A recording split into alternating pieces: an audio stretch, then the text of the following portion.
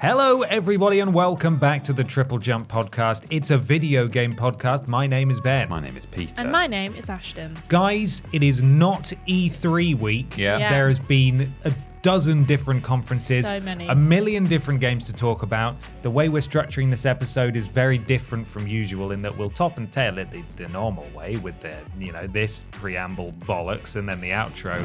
Here's all the bollocks that's coming your way. But we won't be answering questions. We won't be doing weird news. We won't be doing what we've been playing.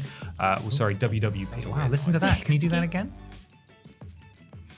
Wow. I don't know if that you picked probably up, can't but hear was that, but it was a good noise. It's like a strange cat. Yeah.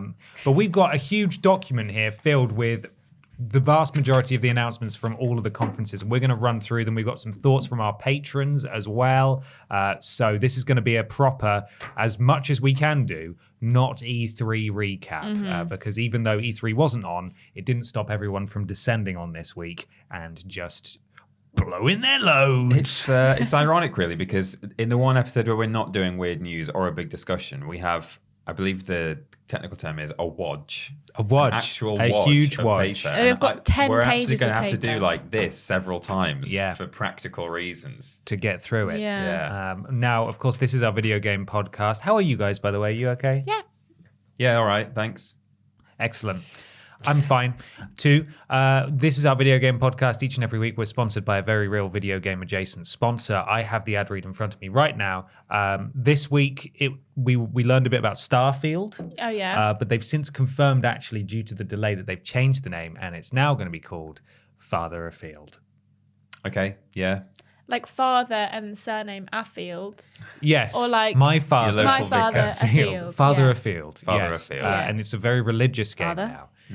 So that's what it's going to be called, and that's the end of the joke. Okay, Oh, okay. it's good. Good. You're definitely going to have to go quite far afield in a game with 1,000 different planets. Yeah. Yes, we will Keep getting farther We'll and get to farther that. afield. talk about that in due course. But it's not real. Sorry, it's not actually called Oh, it's Farther not real. Afield. It's called Starfield. If I'd have gone the religious route, it would have been funnier, maybe. But it's a shame. It is just called Sad. Starfield now. And yeah, really sad. No, that sponsor is not real. We're sponsored by wonderful patrons over at patreon.com / Team Triple Jump, where for as little as $1 per month you can submit questions or thoughts, as in this episode's case, to the podcast. And Hey. you'll be the only person who can do it. Hey, you're Hey. right. What's up? Seeing as we're not doing weird news today, should we do the podcast producers We now? should. Yeah, We we should need shout that. out our podcast producers. Again, patreon.com / Team Triple Jump. If you support us at a certain tier, you will get a shout out normally at the weird news bit and become one of our podcast producers. Which one of these many, many pages is The it Next on? one. ultimate page, I believe. The last page. The last page, Oh, not no. for me. Not for you. Not for me Not either. for me either. I lied. Well, why did either of you say the I last? didn't say, I said the No, penultimate. Peter, why It did said you penultimate. specifically say the last page? Ashton, kick us off. Hey, our podcast producers are Nathan, Josh Plain, GY Goliath. Sean Legg, Corey Duffield, Janet Wicks. Ellie Nicholas, Erica Hutchinson, Melody L. Bonnet. Katie Garrod or Jared. Gabrielle Philippink. And Shane Studer. Thanks, podcast Thanks, everyone. Thank you, producers. podcast producers. Oh, which Love order you. is this in? This way, I think. Yes, there we are.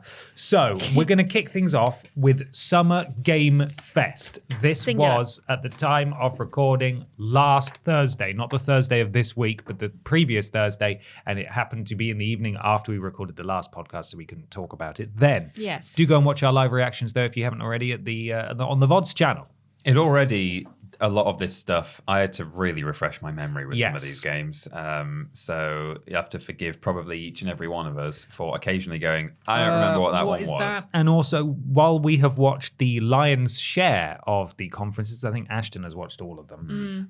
There are a couple, particularly the Gorilla Showcase and the Wholesome Direct. I haven't watched those. I have, but You I've not have. watched Future or PC, Okay, I have. which you have. I have. I think there was too many. There were really But I a think lot we're of these certainly could be covering combined. too many. Yes, we are. We could have Some of the maybe. indie conferences definitely could have been, I think, collapsed into one singularity. But Either way, we're gonna forge ahead. Let's start with Summer Game Fest. I don't just singular, remember, not plural. One game. One There were game. multiple games there. There surprisingly. were. Yeah, there were. Jeffrey's Big Game Jamboree. Yeah. As What we did will you now think, call it. like, an overall of the show this year? Like, what was your kind of Summer coming Game away Fest or the thoughts? whole Summer Game non-E3? Fest, just specifically? Summer Game Fest I thought was all right. I thought there was... He tempered expectations, and then like I wasn't disappointed. I think, Yeah. like he said, don't go wild thinking this is going to be huge, and it wasn't. And I was like, okay. Whereas some people I think were really disappointed. Yeah. In fact, I saw an interesting point that someone made on Twitter, which is that last year apparently the main complaint was, why are you showing us loads of games that are due out in like 2024? Like, what? That's so annoying. And then this year, everyone was complaining, even though they specifically said, we want to show you stuff that's coming out all in the next 12. Or was that Xbox? That was Xbox. Yeah. Right. But, you know, the same ideology. People basically, will the same idea. complain. Yeah. If it's not one Regardless. thing, it will be a different Yeah. thing. I thought it was fine. I thought it didn't disappoint me, but I didn't go in with huge expectations. I think a lot of the wind was taken out of the sails that the big. Yeah. And one last thing was leaked ahead Yeah. of time. That's a shame. And also everyone knew that it existed anyway, so it wasn't a surprise regardless of where it was going to be shown, if it was at a state of play or not. And that I being also- The Last of Us remake, of course. We'll get to it, but I also don't think it's that big of a deal. Well, exactly. No. And then the reaction was pretty much that across Yeah. the board. Either that or, oh, not The Last of Us, not that woke PC Lesbians. BS. That woman game. That gay one. You know, it was either that or this doesn't really need to exist. I think there was quite a lot of talking during Summer Yeah, Game there was, Fest. actually. There was. It did disrupt the flow quite a It lot, was didn't kind it? of like we could have cut this down by half an hour if we didn't let Troy Baker keep coming back on the Oh screen. my God, how many games does he need to be in? All of them. All of them. Yeah. I think that maybe I understand why they're doing it, give like the devs or whoever a chance to chat, but like Yeah. I just think maybe there was too much. We didn't need Troy Baker to come on. This is Troy Baker's universe. Yeah. We're just living in it. That tall, sexy stoat man. Yeah. So we're going to pretty much need to rattle through these games Yeah. unless there is one that we all have a particular interest in, think- or that one of us has a particular interest in. Most of us have kind of got the same interest in the same games. So I think we shouldn't do too entirely much of that. So do you want to do a couple each? We should have discussed this beforehand, I suppose. Do you want to read two, Peter, and then Ashton, you Yeah. read two, and Yeah, so on? we can do that. So this list begins with starring Troy Baker as the Xenomorph, Aliens: Dark Descent. It looked like it might be some kind of possibly an FPS. This was a Yeah. real This was a misdirect, whiplash, wasn't it? yeah. And then at the very last second, they showed like 2 seconds of RTS, pretty much. Yeah. It was like a CG kind of FPS looking trailer, and then it wasn't. Really slick, and then nothing. Not that there's anything wrong with this No. genre of game, but it definitely betrayed Yeah.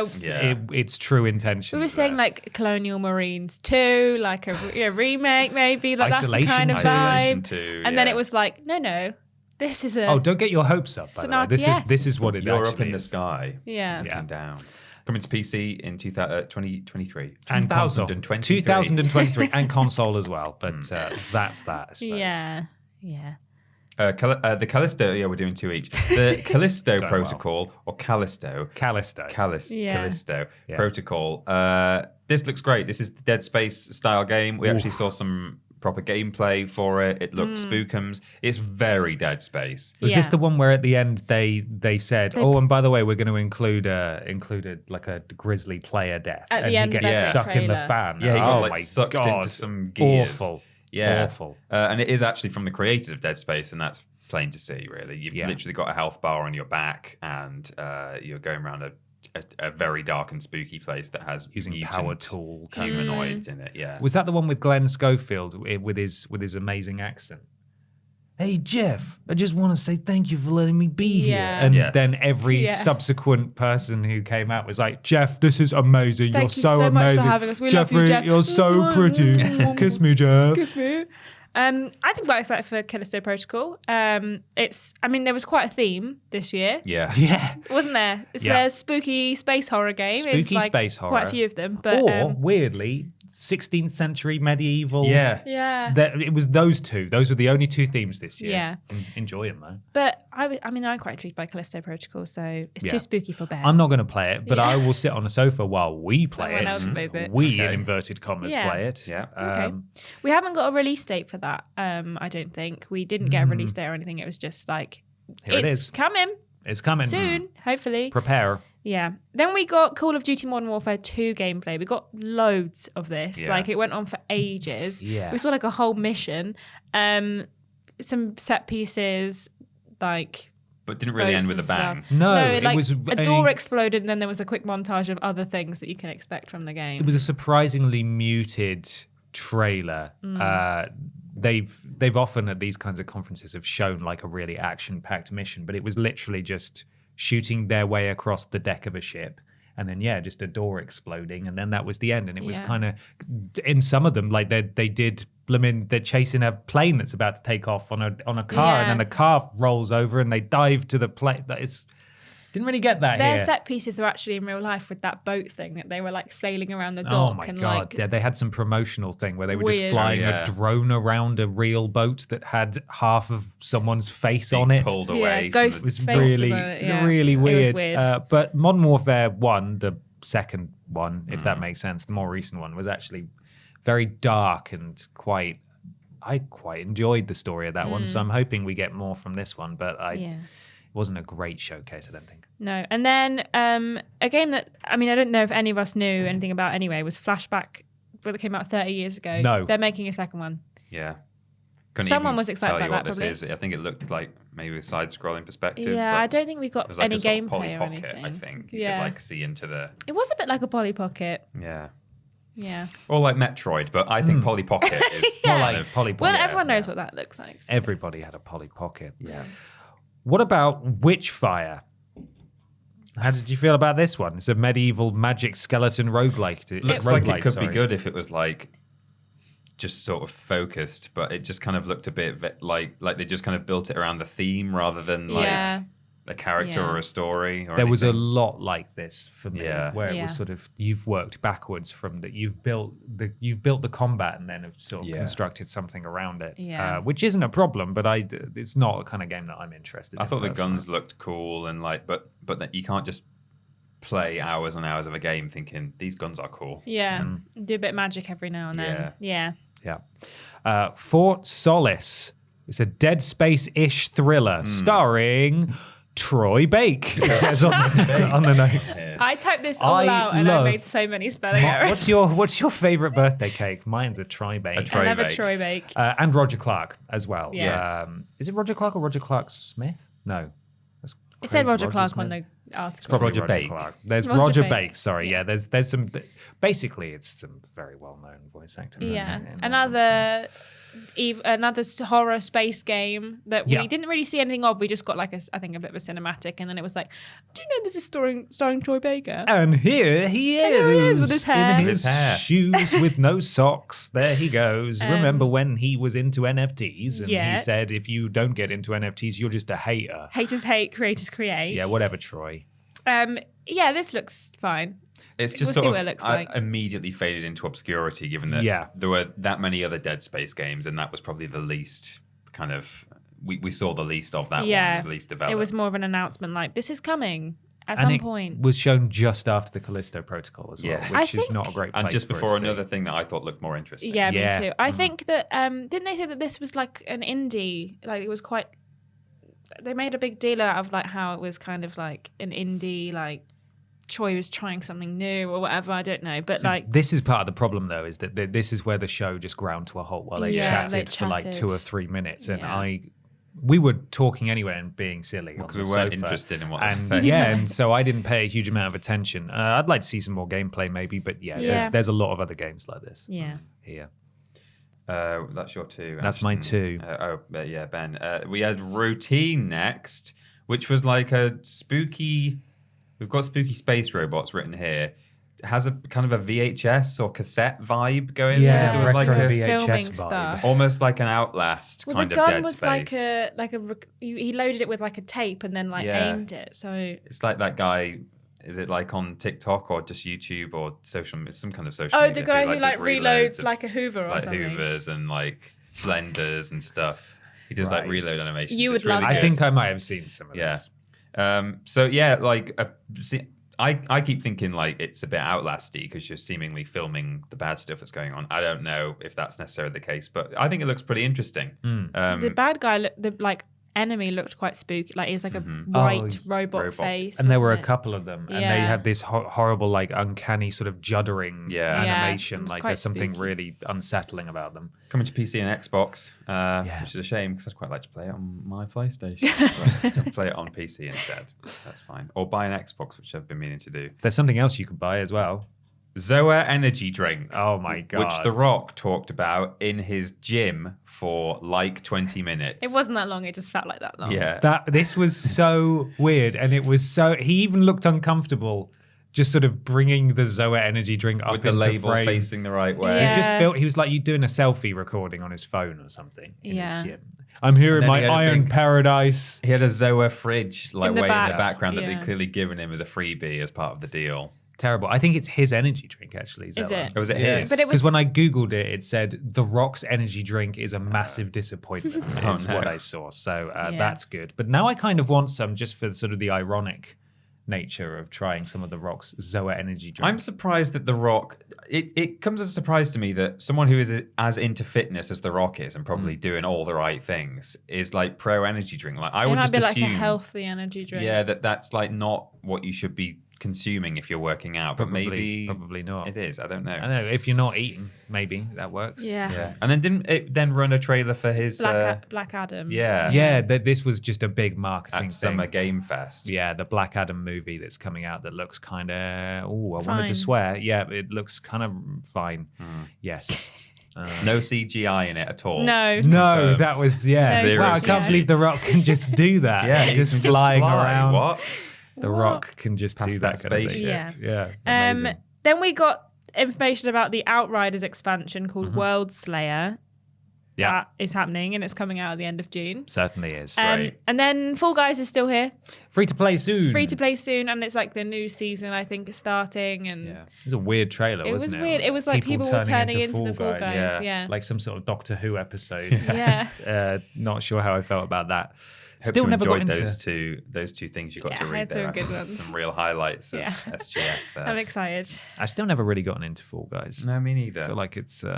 I won one crown and then I was like, well, this is enough Hey, for at least me. you won a Put crown. one Yeah, around. it's That's really pretty proud of good. myself. CGI trailer for Stormgate, a free-to-play real-time strategy game from Frost Giant. There's a co-op campaign and up to 3v3 competitive multiplayer. A beta is due in 2023. That was the one with the This sort guy of got to talk archaeologist. as well, didn't he? Yeah, did he? I can't even Yeah, remember who because it did was and the didn't guy, talk the about. guy Stormgate with his dog Stormgate. Oh yeah, and his And his family wife Stormgate. Stormgate. Oh yeah. Yeah, he got to have a conversation. Wasn't he as well. called Roger as well or something? Don't know. Maybe.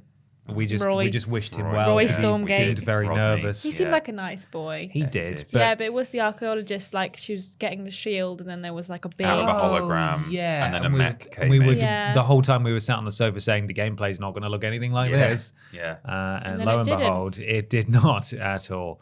Another game we got was High Water, which is a post-apocalyptic dinghy adventure strategy game. I quite from like the Demagog look Studio. of this. Looks I thought alright, it looked yeah. pretty fun. Nice vibes. Little adventure game. There's like a bunch of different characters, which seemed pretty cute. Just going around a So, flooded city, right? In sort of Yeah. a little boat. Yeah, I thought it was cute. Saving people, I assume. Not really sure. Don't know a huge amount about that, but Mm. that looked all right. Mm-hmm. We'll wait and see what more they show. Mm-hmm. American Arcadia is from out of the blue. It was like the Truman Show. We've got written here. They were like, Yeah. we saw a lot of screens. There was like a wall of screens. I kind of got, to an extent, I got like Inside Limbo kind of vibes. Yeah. That sort of probably fairly minimal style gameplay. You might only have like an action button and a jump button or something, and you're going around just sort of trying to stay alive, solving Kind of puzzles. 70s style to it. Yeah. Yeah, that's quite popular at the moment. It as well, is, isn't yeah. it? That was another genre that was shown, just 70s style games. Yeah. But you've I really seen like the look of this. Yeah, you've seen a couple of conferences with this in now, haven't Yeah, you? there was So- like a bunch of there was like info in this one and then a couple of other ones. They were like speaking to the devs and like talking about it a bit more. And it seems quite like it has an interesting premise in that it's like this kind of perfect city, and you're this one guy who seems to be the only one who's not believing that everything's perfect. Yeah, It's it like reminded me of We Happy escaping. Few. Yeah, Isn't this it? From that? kind of, yeah. The one that's a game show as well, where it's like loads of people are tuning in to watch. Yes. Is that a yeah, bit yeah. different? She's like, there's like a female character who's like turned all the screens onto him, and everyone's watching him like trying to escape. So because he's just being fair, from what I understand, because he's just living a fairly normal life. He's just an innocent man. He's just a normal Just man. a normal man. Yeah. He's not getting huge ratings and not hugely popular. So this is the like something whatever season of this show where the entire world watches these people, but they don't know they're being watched, which is why it's like the trivia show, obviously. And then he's been told by this female character that, you know, you need to get out or they're going to kill you off, basically. Yeah. And so he's trying to escape. Yeah. And I do like the premise. I am interested in I this like the way it looks as well. I think it's Yeah. like nice and colourful, and it was a nice standout compared to death and space and horror. Next, we had Dead Island. You better take. 2. You better Dead Island stop, because 2. that's my bullet point. Okay. That's fine. You carry on. No, it's not. It's my bullet point. Didn't you do high water? No, I didn't. Okay, well, you carry on then. Wow. Next, we had Dead Island 2. You guys need to fight. I think. Or did we? No, it was Goat Sim 2, except it's Goat Sim 3. Because Yeah. it's hilarious. Lol. It's so funny. They are so funny. Did you guys ever play Goat Sim? Yeah. Okay. Did you? Just me then. No, I just think it looks kind of boring. Oh, yeah. I mean, you only play it for like 2 hours and then you... Yeah. It's fun when you play it for a bit and then it is suddenly not fun. Yeah. But I think I might even got it for free in like a bundle or something. Yeah, I think I did too. So, I get it. Like, I understand what it's trying to do, but it's what Peter and I refer to as a streamer game, where there are these games that come along and it's very clear who they're trying to appeal to and for what purpose. Like, yeah, you can go home and buy Goat Sim and maybe play it for a couple of hours, but the reason they want to make the game that way is so that influencers will play it on their YouTube channels and their streams and go, oh, look at this crazy game. sometimes it works out well. Like, I would call Untitled Goose Game probably a bit of a streamer game. But that had substance. But people did great. ended up just really liking it for what it was as well. But certainly the first Goat Sim was very much a streamer game, and this one probably will be as well. Yeah. Yeah. The misdirect did get me, though, Yeah. because they did parody the very old at this point Dead Island 2 announced trailer. And I did think, this looks way worse. The faces look terrible. Yeah. What's going on here? It's Goat Sim 3. Whoa. And all the articles like, damn, Goat Sim trolls. I just, pathetic. Come on, grow up. We Got a got real bee in my bonnet about this yeah, game. you have. We got another trailer for Marvel's Midnight Suns. That's coming out. We saw the evil villain and like a evil Hulk and Scarlet Witch and evil Venom too. Venom as well. Yeah. They all had horns. Spodey Man. Spodey Man, yeah, Was and we there? saw like a look at kind of like some of the story elements of it. That's due to come out on 7th October, which I think we found out. Yeah, that was This delayed time. out of its original release date a while ago, I think. So yeah, it looks alright. We didn't get much of a look at the gameplay. I don't know if we've actually got any look at the gameplay. I think they before. showed a little bit last year. It's XCOM, Yeah, it's basically, XCOM style. but the thing that sends shivers down my spine, because while I'm not an XCOM fan, I would definitely give a Marvel XCOM game a go, is that they are using some sort of card system, and I hate card systems so much, and I wish that wasn't true, but I haven't done my due diligence and looked into it. We properly, were, speaking of which, we were trying to work out if Spider-Man was voiced by yes, PlayStation Spider-Boy. Yuri Yeah. Lowenthal. Yeah. And I've not Oh, done I thought my you were due- about I to didn't- say. No. I'll look that I've up just right now, 'cause remembered- I Speaking am of not having done due... 99% sure that it's him. So I'll Yeah. look that up now. It did sound like him. While we do that, Cuphead, we got another look at the Delicious Last Course DLC that comes out at the end of the month. I refuse. I won't.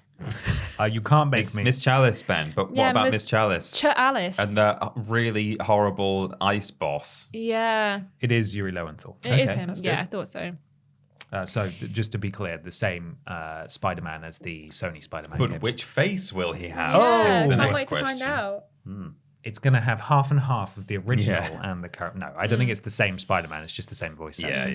yeah. And also Yosuke from Persona 4. He might not even be unmasked in that game at all. No. So, And Probably also Johnny from Final Fantasy VII Remake, the one with the red hair who just has his abs out all the time. Oh yeah. Yeah. Yeah. There you go. He's got a very distinctive voice. Yeah. What were we talking about? Cuphead going to kick my ass, yeah? Miss New Chalice. DLC, Ms. Chalice. We Chalice. thought like Alice would be Yeah, more fun. Chalice. Yeah, would have Alice. been good. But Never mind. That's fine. Is it my turn? yeah. Neon White.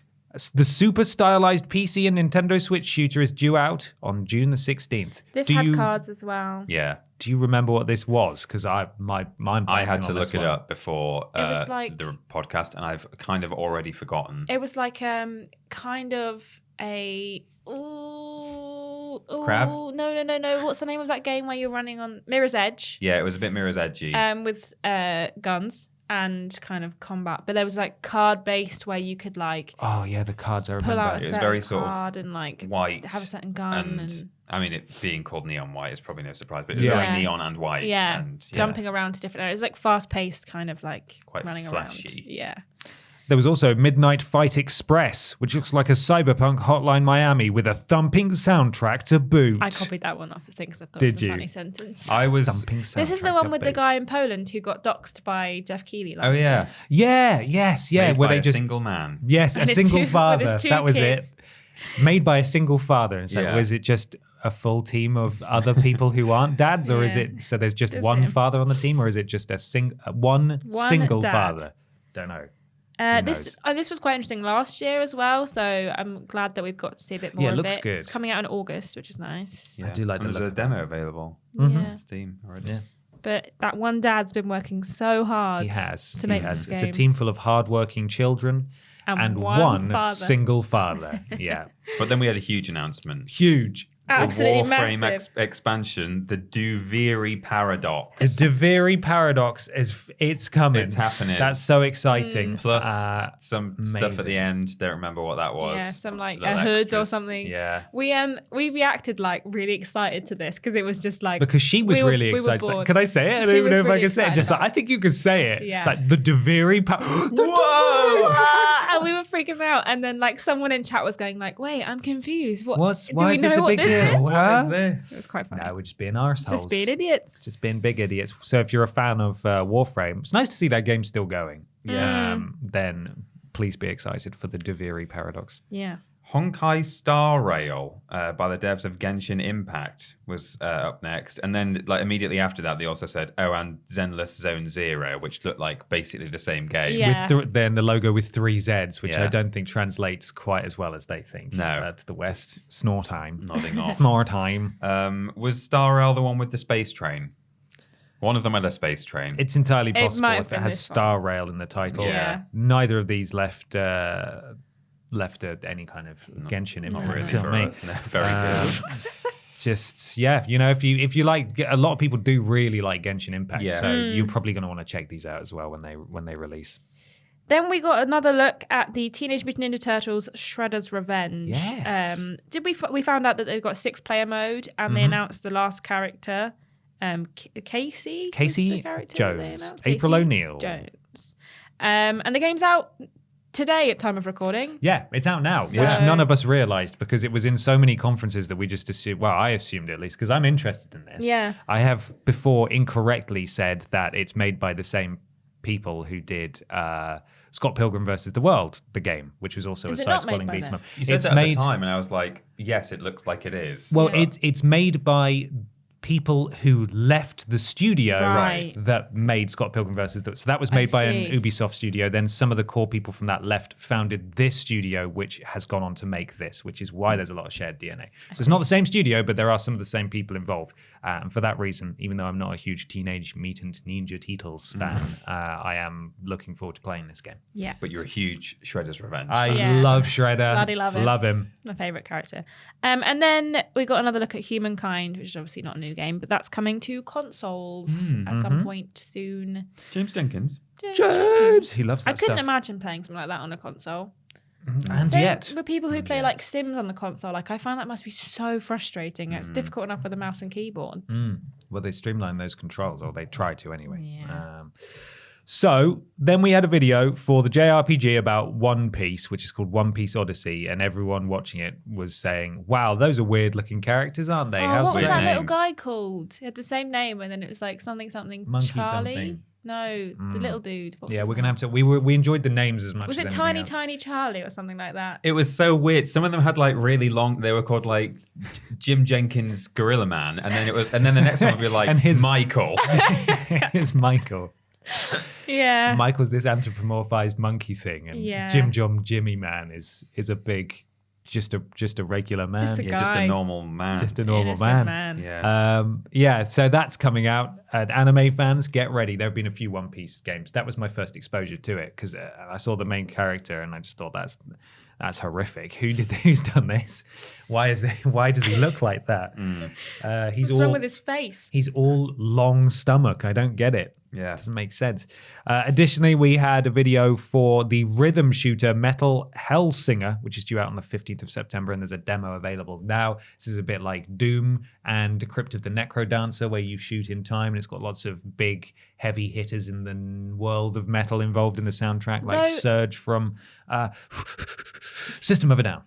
Though in the trailer, like we didn't see anyone shooting to the music. No. Like they didn't even like try and sync it up in the trailer that they put out. So maybe it's better in the game and they just wanted to play one specific song and show some gameplay. But there wasn't much in time with the music shooting happening in the trailer. I think there probably was, but we just didn't notice it. Maybe. But yeah, I don't know.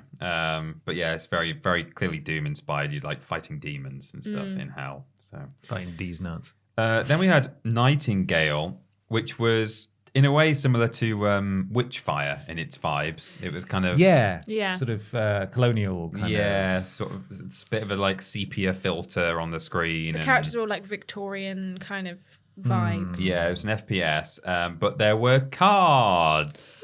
Yeah, as soon as they met, there was a Yeah. big focus on the cards that you. Yeah. This was in another conference as well, I think, and Yeah. they were saying you use the cards to construct portals To go to with the different stuff around you. realms. You go to different realms, and could you end up in a realm that's really peaceful? Could you end up in a realm that's really violent? Who knows where you're gonna go? So there's an element of exploration and stuff. But why is it always cards, man? I don't know. Just Even call if them something else. Yeah, you could literally rename them, and that would have a less negative effect. Yeah. Yeah. It's honestly. a me problem, but And then we saw Saints Row: The Boss Factory demo, which so basically you can now create your character ahead of time. I've done that. You've done it. You've created a Babs. I have. You can see my tweet about it. It's a pretty good character creator, Is it actually. on like Yeah. just done it on like PlayStation? It's on everything, yeah. Oh, You can okay. just download it. You get access to the suite. The servers weren't working, so I couldn't upload it, but I've got it saved locally.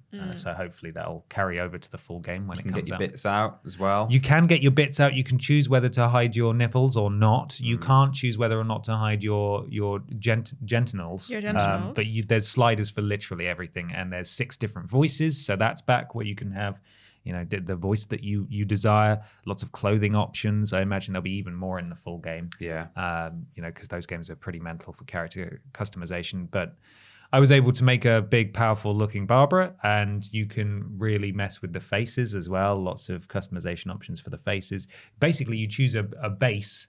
Base face. A base face, which can be any number of shapes, and at that point, all the sliders are in the middle. So if you want, say, a character with a really, really big nose, you could choose a base that has has a big nose, and the slider is still in the middle. So then you can make it even bigger. So That's cool. yeah, you can go in there now. The character is meant to carry over to the full game. I don't know if the servers are working at this point. Right. Yeah. We then got a look at Warhammer 40k Dark Tide, which looks to be a co-op game, similar to like Left 4 Dead style things, but with dwarves. We actually thought this looked quite I thought good. it looked didn't quite we? fun, actually. Yeah, I thought it looked quite interesting. And then Bloober, terrible name for a studio. Not a great studio. Terrible either. name, especially given the games they make. Is bringing out Layers of Fears, plural, for 2023. We know how good they are at making horror games, Yeah, with they're classics such as Layers of Fear, singular. great. The Medium. The Medium. I quite like the Medium, to be fair. I didn't. I thought it was rubbish. But the average.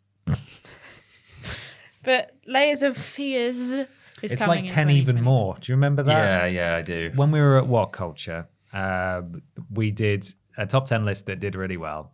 Then we did 10 more as a sequel list. And then our boss, in his infinite wisdom, told us to name the sequel to that 10 even more. which doesn't make any grammatical sense No. whatsoever. I was Yeah. doing a script yesterday, and the writer had talked of Bloober saying that recently they've made some really good horror games, No. but in the past, and I changed it and said, really. Okay. I didn't even say really, but I said successful horror games in that like people bought them People and played bought them. Yeah. So I changed it on the fly. I was like, I'm not going on record saying Just- that. Please keep them away from Silent Hill. I'm not saying they don't deserve to exist or make games of the standard that they make them, Yeah. but they're so heavily rumored to be working on Silent Hill, and that's going to be such a bad decision. Yeah. They could kill it for another decade. Yeah. Quite easily. Imagine if that was its one chance to come They back. gave it to Bloober. Oh, Is it your turn, Ben? It is Ben's turn. is it? Yeah. Okay. We saw a bit more of Gotham Knights, in particular Nightwing. I can't actually remember what we saw. We just It was saw sort of fighting and stuff. saw fighting. Just beating up. Yeah. Okay, because pretty they did a much. big sort of walkthrough gameplay demo a few weeks ago. We've and that seen looks all right. so much of this game, man. Like, they just keep showing us more. They're like, did you know? Here's how you play as Nightwing. We literally got like a full Nightwing and other guy, Red Hood. Red Hood. Thank you. Like 20-minute demo, like 2 weeks ago, that you saw him gliding around and fighting and enemies some cutscenes. and some cutscenes. But like, we haven't seen much of Robin, but I guess it's because no one's No, going to play as or Robin. Batwoman. Or Batwoman. Batgirl. It won't be long until that game's out, I don't think. Is it? Is it out this It's year? this year. I think feel it's like it's out this summer, potentially. Okay, so not long to go on that one. No. And finally, the main event, we got confirmation that The Last of Us Part 1 is coming out. It was obviously originally just called The Last of Us, and then The Last of Us Remastered, and then The Last of Us Part 2 was the sequel. So to make it more in line, they're calling it The Last of Us Part 1. It's a remake of the original game. Gameplay-wise, it's going to be slightly refined, so the controls are more in line with the second one, which did play a lot better than the first one because that was a bit clunky. But they're not adding anything at all or changing things around. It's literally just A like-for-like remake. Yeah. it looks much better because it's in the Last of Us Part 2 engine, and the animations and the character models are much better, but the performances are unchanged, and Yeah. what you get up to in the game is unchanged. Yeah.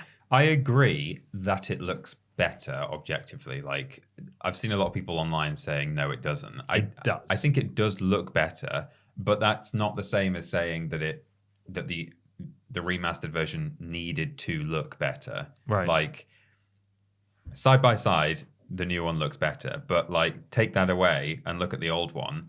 I think if you go back and look at the remastered game, it still looks really good. It's only when you bring in the remake and put them next to each other that you go, yeah, okay, like I guess the old one could have done with an upgrade, but Yeah. it couldn't. It didn't need to happen. Is the point? No, it's quite clearly, it's coming out on the 2nd of September for PS5, by the way. It's quite clearly intended to cash in on the TV show that's coming out, and that's and fine. I'm going to play it, even though I think it No, shouldn't exist. I'm gonna get it as well because I think it looks great. Yeah. Like visually looks great, and also it's going to be, I think, a lot scarier just by virtue of the fact Yeah. that the clickers are more frightening and the lighting engine is going to be a lot better. I think it's going to be a lot more frightening. But We also found out that they are working on factions, and it should be coming Yes. next year, As a early next standalone. year, as a standalone. and it's going to be huge. thing. Apparently, it's got its Yeah. own story and everything. Yeah. This was the multiplayer mode for The Last of Us Part 2 that they ended up spinning off. Yeah. in its own thing. So. And then we got to talk to Troy Baker again. Troy Baker which came was back nice. out. Ashley Johnson was there too. Yeah, Yes. talking Neil- about they're going to be in the TV show apparently. Yes, Yeah. Neil Druckmann was there as well. So that's Summer Game Fest. That's that one. It only took us 35 minutes to get Should we through. quickly run through some was one of the major opinions? ones. Yes, let's go through some opinions.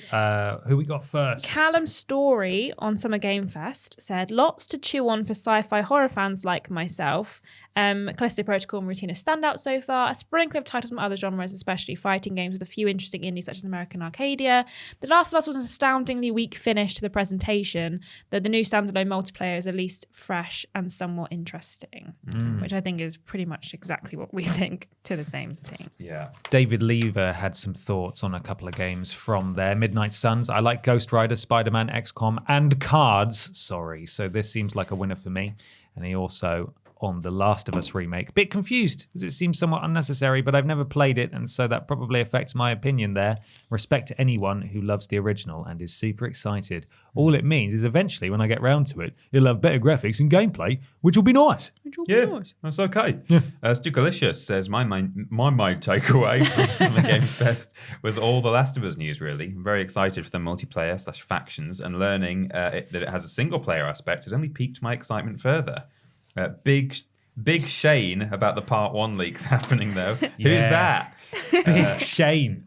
Could see how infuriated Druckmann was about it also. Either that, or maybe he felt he should have also been showcasing a big space game. Yeah. Maybe. That's true. Got to get those big big games out. Let's talk about Devolver Digital. Okay. Yeah, I love them. I love them.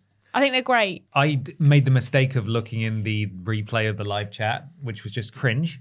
Oh, what is this? Cringe. Just don't ever look in live chat. Oh, the worst. It's the worst. Never go in live chat for anything. No. Absolutely dreadful. I'm okay with them doing what they do, Devolver, and I think it sets them apart from all of the sometimes quite dry, men in blazers presentations that you get. But equally, I could kind of do without it. Cringe. Like it's, the cringe. Yeah, I mean, Skip. it was 25 minutes long and they only announced 5 games. I didn't That's even find true. it cringe as such, but I think this year in particular, it just seemed a bit sort of try-hardy. Like they were like, we've got a lot to live up to this year. Everyone knows what we do. We best do it again. Come on, everyone. Let's come up with the best damn presentation ever. And then they wrote that. And I don't know how they top it though, because because it showed a little bit of behind the scenes at the end, and the production values are insane. Yeah. They put The production like, value like a whole crew Oh, there and madness. special effects and Yeah. Suda 51. I think was it Suda 51 who was inside the robot Yeah. suit? Yeah. And it was a big old meta commentary on the video game singularity, where Yeah. everything's just getting absorbed into one company with buyouts. They're wearing T-shirts with, what was it, like a fake Animal Crossing game? It was like, Yeah. Just They were like wearing like Call of Animal Crossing or something. yeah, with, like, a exactly. gun. So it was. I enjoyed what they did, but it took a while to get to that point. Yeah. There was a lot of preamble, but I respect it. A Still. couple of games that were quite interesting though. We had Cult of the Lamb, which you've known about for a while, which you've seen before. We've got a release date for that's coming August 11th. Then we got Skate Story, which is kind of like a Tony Hawk's Pro Skater, but darker and a bit more kind of dingy. well, and like kind of abstract looking. Yeah. Like I it's all- loved the visual style Yeah. of this, where he falls off and he smashes because he's a crystal man. Yeah. That was cool. That's coming in 2023. So we've got to look at that one. I didn't catch this live at the time, but the day after, the first thing I saw on Twitter was the Plucky Squire. Just someone had posted the trailer on its own. I was like, that looks great. I'm looking forward to playing that. It's only coming to Switch though.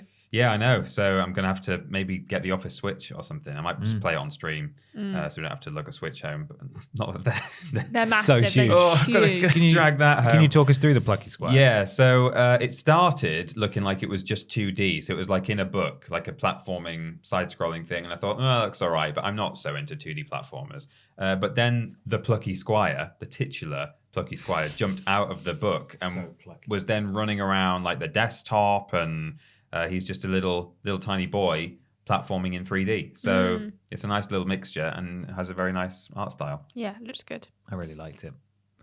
What else did we have? The Angerfoot. Angerfoot. I loved the trailer for this. Yeah. Although it doesn't seem like something I'll play. Don't know why I just call it the Angerfoot. But, It's just called Angerfoot. Angerfoot. It's first person, fast-paced FPS, and lots of kicking. Basically, just with this mental soundtrack, sprinting from room to room, booting people and monsters and things across the room, and It was a everything's Crocodile Man. exploding. Yeah. It looks so stupid. does. Very Devolver, and that one looks fun. Card Shark. It's already out. Is that right? Yeah. So it's out now. Okay. Well, it's set in 18th century France, so another one of those games. Yeah. And it's a card game, but the way it's presented makes it look like sort of a painting. Yeah. Of the period, and I love the art style. The fact it's a card game doesn't intrigue me so much, but it looks like there might be some elements outside of the card game, Yeah. where you're Yeah. walking around an environment and Bits of stuff. other things. Yeah, I think you kind of learn things by playing like a card game with someone that kind of adds to the story and stuff. So Surprisingly, not the only game in this art style in the no, there was quite a lot of them. in the Not-E3 of this year. One in particular at Xbox's conference. yeah. It looks fantastic. I'm really excited about that. We only have one only one person said something about Devolver Digital, and that was David Lever. Right. Devolver's show, incredibly fun and weird, and the games looked interesting. Cult of the Lamb looks like a really fun roguelike, and I love the base building based progression. The base building based progression, as it's that kind of building up resources that keeps me coming back to roguelikes. Plus, art-wise, it looks amazing. It does look very good. Looks good. But that was Devolver. I think Yeah. it did its job, but yeah, it was about 20 minutes of someone's fever dream and then 10 minutes of trailers.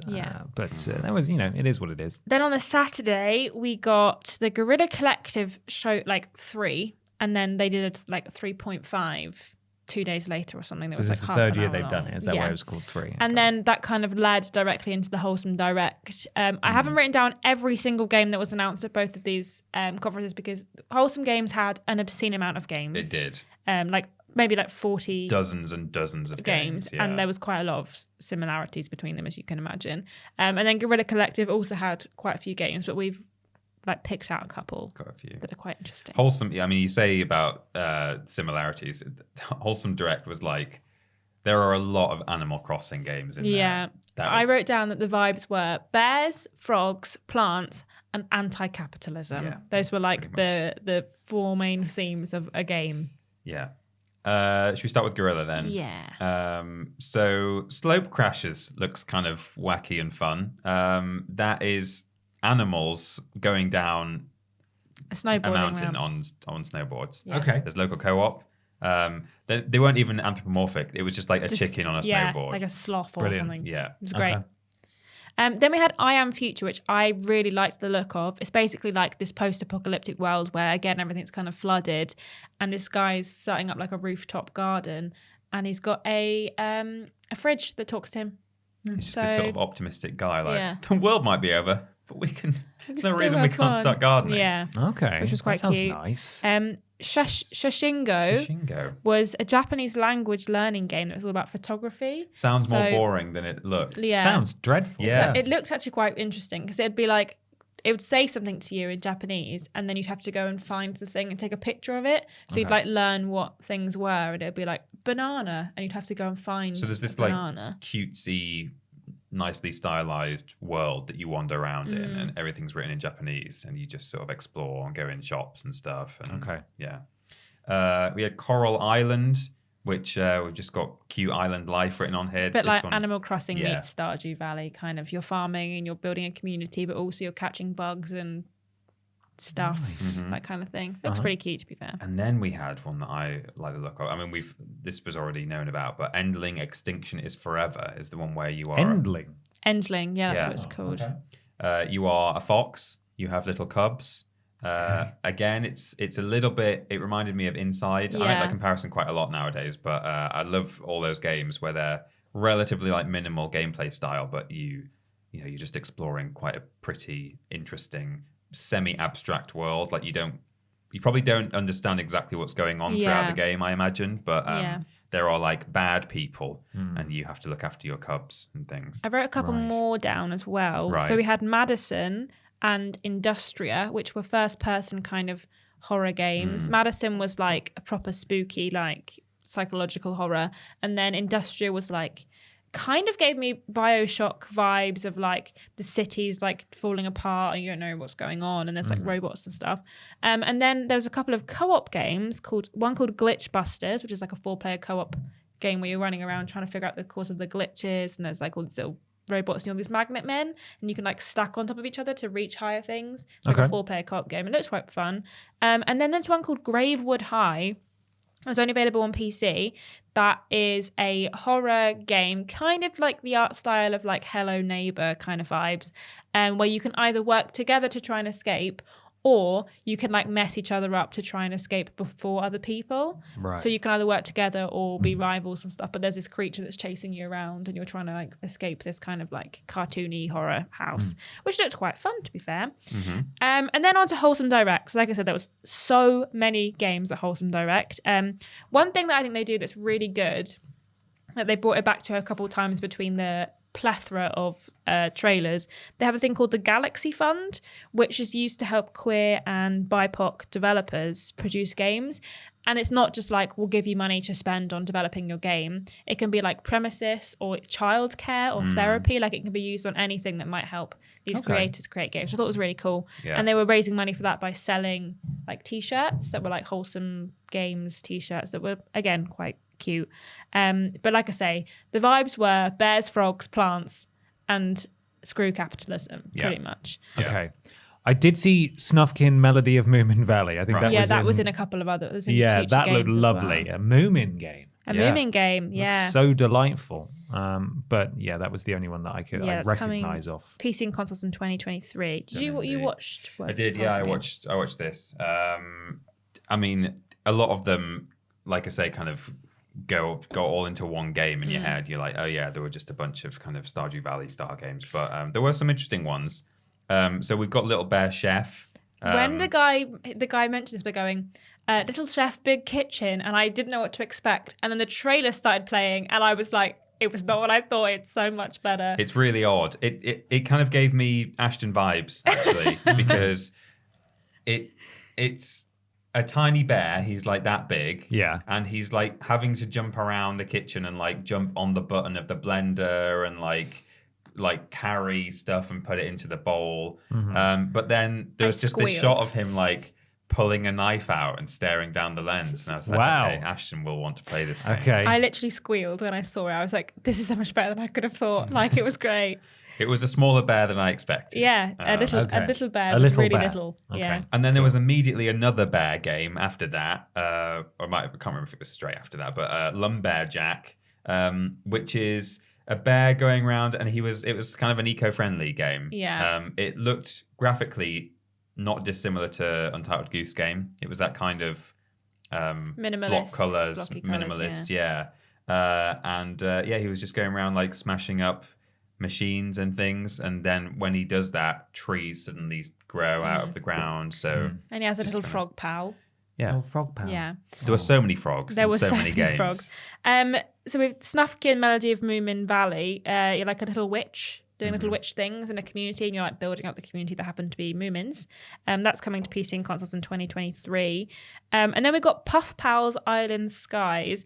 It's an Animal Crossing kind of contender on PC, mobile, and Switch, and it looked pretty cute. I really like this. It's not targeted at me at all, No. but like aesthetically, I thought it looked like really pretty. It looks really, really cute. Just on these floating islands, and there's a lot of sort of bloom. And, Yeah. yeah. There was quite a few kind of like when I say plant games, there was one called like Garden Inn, where you've got like a kind of unpacking vibes, where you were like putting plants on shelves and like seeing them grow and stuff. And then there was the odd kind of like first person like plant simulator kind of thing, where you're literally like putting the soil in, putting a seed in, and like that kind of lot of gardening. And there was a game called Frogun, which was also Frogun.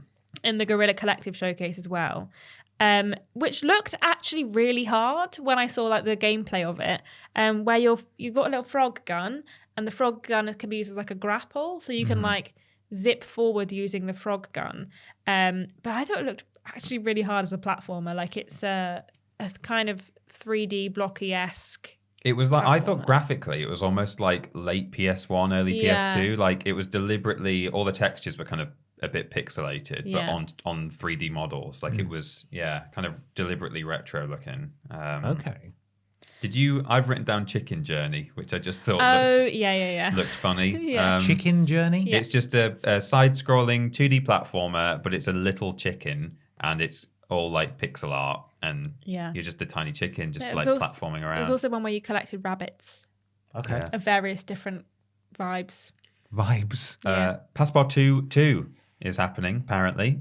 Oh, okay. So that's nice. We could maybe do a prove-it on that or something. No promises. Oh, yeah, that's the art one, isn't it? Yeah. Yeah, I remember. The one we did at Vidiots. Yes. I Yeah, it's really coming like back to me Passport 2.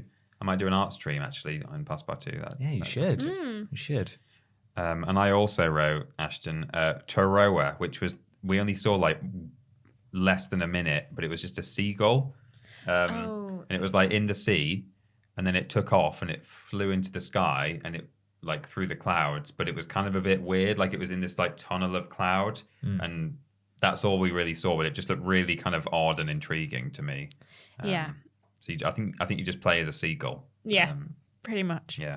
But there was loads of games, like I say, and a lot of them looked really interesting, and there was loads of indie titles as well. So, yeah, I think there was quite a lot of Wholesome Direct and Guerrilla Collective that if you're into indie games, then definitely check those showcases out and see if there's anything that interests you.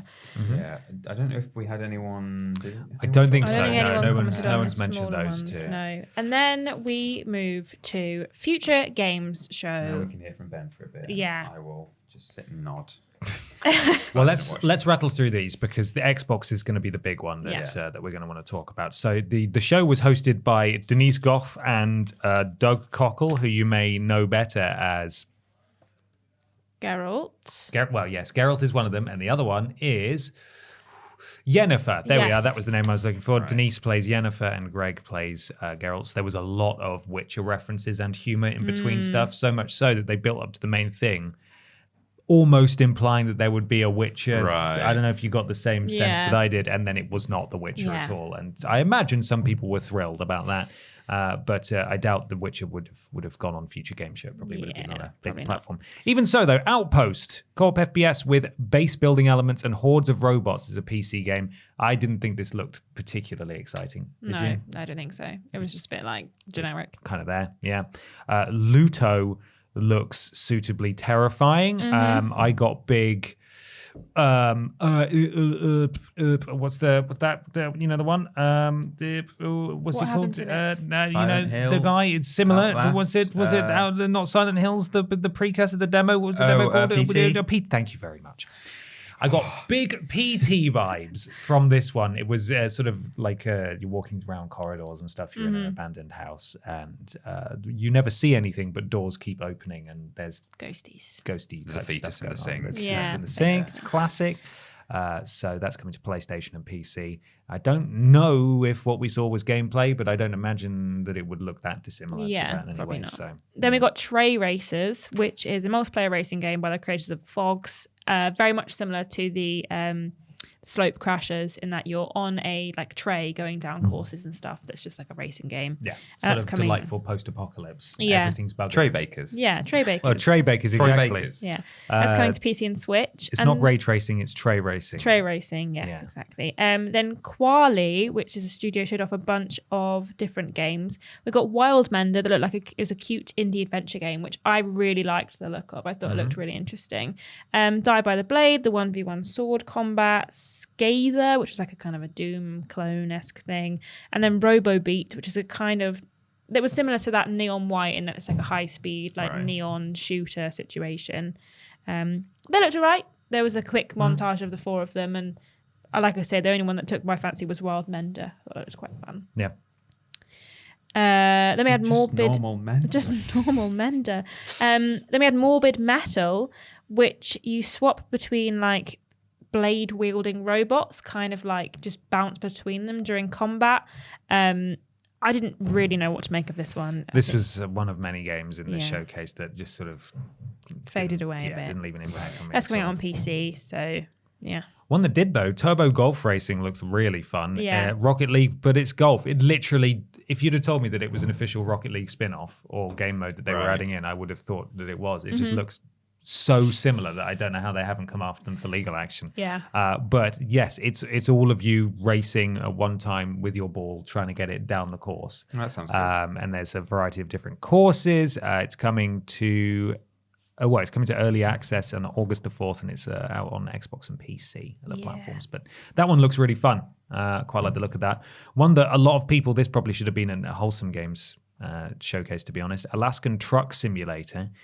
It's not, the tagline was, you're playing as a trucker, not a truck. So you stop at petrol stations and you get out and you fill up the truck. Okay. And you get into you have to eat food and you have to get into the bed in your cab to sleep for the night and Yeah. stuff. So it's more RPG-esque, I suppose, in that you're actually playing as a trucker rather than just I'm a ghost that moves a wheel, Yeah. and then clicks on menus and things. So that looked quite nice. I'm never going to play it, but that looked quite lovely. That's coming to PC. Then they showed us the Entropy Center, which I was really into. It's a first-person adventure game with solving puzzles by rewinding time.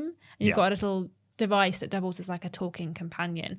I think it looked really fun. It's extremely Portal. Yeah, very Portal. It's coming to PC and consoles this year. I haven't got a release date yet, but I thought that looked great. Yeah. And then they did a Games for Ukraine section where they got 5 devs to talk about their games as they're like going through the conflict at the moment. There was a side-scroller adventure puzzle game called Puzzles for Clef by Weasel Token that looked really cute. There was like a little girl in a fun hat that was solving puzzles and stuff, and it looked great. Then there was an open world driving horror game called Zero Losses, based on the current conflict in Ukraine by Marvo Collective. And there was a noir cat detective game called The Rain Will Never End, which looked pretty great, like noir style. Pixely was fantastic. And then there was a turn-based Mars colony city builder called Farlanders. And then last, there was a hardcore platformer, which I think you might like, called Through the Nightmares, where you're like you're like the Sandman, but you're exploring child's nightmares from the Sandman team. That looked really good, and I think you would like that quite I'm going to catch up on this whole conference afterwards. It was a surprisingly good one, actually. Yeah, there was was not quite sure a what to lot. expect. Yeah. Lost in Play is a point-and-click adventure game, but graphically it looks very similar to Gravity Falls. If you're familiar with that, that's exactly what they called it out as. Hey, if you're a fan of Gravity Falls, you might like it. And it was. It looks great. I wasn't sure what was gameplay until the last bit where you're playing as a chicken. Well, I think it's all gameplay. It's point-and-click adventure. Well, so I think that's it's pretty it. much It wasn't everything we until saw was that point gameplay. that I realised that maybe it was all gameplay, because it does look like an episode of Gravity Falls, and it was just this chicken sort of interact with this, and it just goes and it just pecks it. Yeah, and it looks kind of silly. That'd be fun. I'm sure that'd be nice. What about Brewmaster, which is a beer brewing simulator coming to PC and consoles this year, and you can customize your space, your kitchen, make the beer of your dreams. Wow. That's a niche one, but that'll be for someone. Then a game that I again think you would really like, Peter, and Ben liked it, called Bramble the Mountain King. It even says I think Peter would like this. Yeah, I wrote that down. Nordic folklore inspired platformer, very visually like interesting, and a lot of it looked very different to a lot of the other games we saw. It told us about one of the enemies that you can fight in the game, was kind of the story of this trailer. Again, I think it looked really good, and I think you would really like this game. Sounds cool. It does look great. And that's coming to PC and consoles. And then there was a game called Enemy of the State, which I didn't really know what was gameplay and what was not, but it's kind of like a mob. There's like 3 characters, and you have to control them all, and you're trying to escape the city. That's coming to PC and consoles in 2024. And then they had a virtual show floor thing where you could they showed a bunch of demos of a bunch of games, but I didn't write them all down because there was quite a few of those. Yeah. Sunday Gold. This is a turn-based combat escape game set in a dystopian city, which is London, by the way, is the city. But they said in the near future, and it's you play as sort of 3 cheeky chappies from London, and don't really know what's going on there. I feel like they didn't tell us a huge amount about the context of what was going on, but there's violence, and the city is it's a character in and of itself. I honestly can't remember. I've highlighted this one as one that I quite like the look of, but it might just be the setting and the visual style, because I don't really know. That one and Enemy of the State, I think I might have got them confused, but I can't remember which one was which. Okay. Well, Sunday Gold is definitely the London one, I think. Yeah. So that one looked interesting, but we'll see. We'll see what comes out about that. Do Not Open, a VR horror adventure that looks terrifying. It actually genuinely looks available on PC really and spooky. PSVR. Oh, VR. I think if I played that, I would probably piss my pants. Okay, well let's not do that. Yeah. Don't be doing that. We had Bright Memory Infinite, which is another kind of hectic looking FPS that's like just shooting and flowing things, and it was set in ancient China. But great news, you can put the female protagonist in a bikini. Yeah, that was a really weird just moment like in an that ancient trailer. China. It showed that she wears by default this sort of like leathery combat outfit, and then it was just a close up of her walking, and you could customize the gun skins, and I was like, okay, and then she just suddenly, you could just see like her whole midriff and chest, and it was like, okay. Cool. Well, that was a weird thing to put. It was so tonally out of place with the rest of the trailer. It was very strange. Then there was The Last Faith, which is a Metroidvania-style horror game that did the guy described it as a pixely version of Bloodborne, which I think was It does look accurate. very Bloodborne, yeah. And that's coming this year to PC and consoles. And then Team 17 showed a bunch of what they were working on, including some VR titles. So a couple more VR titles coming out this year, which is nice. Yes. Tinykin is a Pikmin-style tiny adventure with an interesting art style. It's coming to everything on August the 30th. I'm trying to remember what this was. That was when there was sort of... They were like in a bedroom, and the character and the like little Tinykin were a completely different art style to like the background. Oh yeah, like, they were like drawn another tiny like 2D. adventure, wasn't it? Yeah. It looks set in a good. I bedroom. quite liked it. Kind of like the Squire one Yeah. that you like the look of. Serial Cleaners is one that I really like the look of, actually. This is one that's a little bit like, you know, that the PC game where you go Viscera cleanup. Yeah, where Yeah. you have to show up and clean up after stuff. But this is an actual, like, say someone in your gang has done a murder of someone else. You've then got to sneak in and like get rid of the body and stuff, maybe while police are still investigating. Right. So it's kind of like a tactical game in that sense. And that looks really cool. I quite like it. Shows clips of you breaking and entering while police are investigating a building that clearly someone that in your crime family has killed someone in, and you've got to like drag the body out and into the I think boot it will of your look car. different than what you're expecting it to look like. Yeah. It's one of those sort of isometric perspective ones, but that looks really good. Quite like the look of that. Then there was the airport sim, which looks really serious. Like, you know, you're landing planes, you're like making sure everything's fine. And then just randomly there was this like luggage buggy that was just flooring it around the like airport, like that's how they do spilling it. luggage And all around all the everywhere. luggage just came, and it was just that one shot, and then it went back to being really serious. It looked like Flight Sim for a minute. Yeah. And yeah, then there was just that one bit with this lunatic on a buggy. Luggage buggy. Right. Yeah, It was mad. all the luggage went. It was Everyone's great. like, hang on, what is this a joke game? And then it was back to being serious again. It was really weird. I've just seen what's coming up, and so next it says ones to watch montage. Yeah, and there the was- fourth bullet point is Mythbusters the game. Yeah, that looks like a kind of a simulator game where you're like putting a thing up and then you're pressing the button to like check through the Mythbuster. Right. Like it was interesting looking. I can get you a code if you want, Peter. It's been on a code thanks. request website for a while. I saw that and thought, that's It's a weird one, weird idea. interesting. Yeah, another montage with some various things on there, fueled up. Dinkum, Multiverses, Mythbusters, the game, Shadow of Doubt, The Last Time I Saw You, Instinction, and Beyond Sunset. Just, I don't know what any of those Couple are. of they apart from were quite Multiverses. interesting looking ones, but Yeah, I it's a can't- problem. nothing There were a few else. montages in this showcase, which was a bit hard to keep up with. yeah. Then we had Phonopolis, which is a puzzle-solving adventure game. They were like, all of everything you're going to see is gameplay. And I was looking at it and I was like, what? How do you play this game? Like, it was like a kind of drawn, like, pictures, but you could like interact with the pictures and everything was moving kind of thing. Like, I don't know how you play it. I don't know how like the game itself works, but it looked very interesting. It was just, I was confused by it. And then there was Being and Becoming, which is a roguelike subterranean story. Lots of side-scrolling slashing is what I wrote. There's just a character with a sword like running around the kind of sewer level. Which is coming soon to PC, which was quite interesting. The next game I was really excited by. I thought it looked really cool, called Arctic Awakening. It's a first-person survival adventure where you crash your plane in like Alaska or the Arctic, and you're trying to get home. Yeah.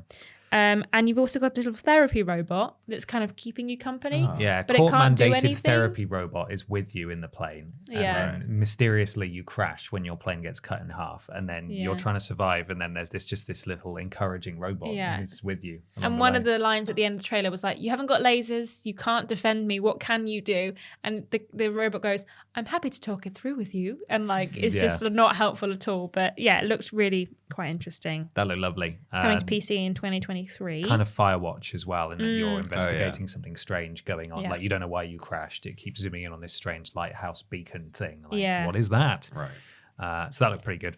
F1 Manager. that's coming. You don't even get to drive the cars, but you do get to manage the people Sounds who drive the great. cars. Yeah. Lots of stats, lots of menus. It visually looks very nice, but then again, you're not actually playing it. Yeah. So that's probably why. Yeah. So if you're a F1 fan, that's coming to PC, PlayStation, Xbox on August the 25th.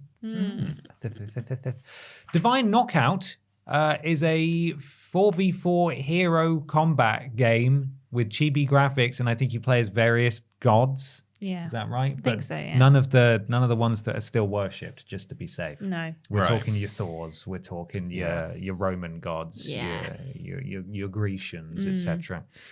That looked fine. Didn't it? Then a game, that we have seen before, but I can't remember what showcase we saw it, called Planet of Lana. Side scroller again, kind of like 2D but 3D graphics. Visually, it's stunning, and I really like the look of it. And you've got a young girl and her little cat companion, which they're kind of getting through the area that you're going through. It's like the world's ending or something's happening to their world, and you're kind of trying to figure out like what's happening and trying to get home and stuff. It was our first look at gameplay, and looks really great. It's coming to PC and Xbox this year.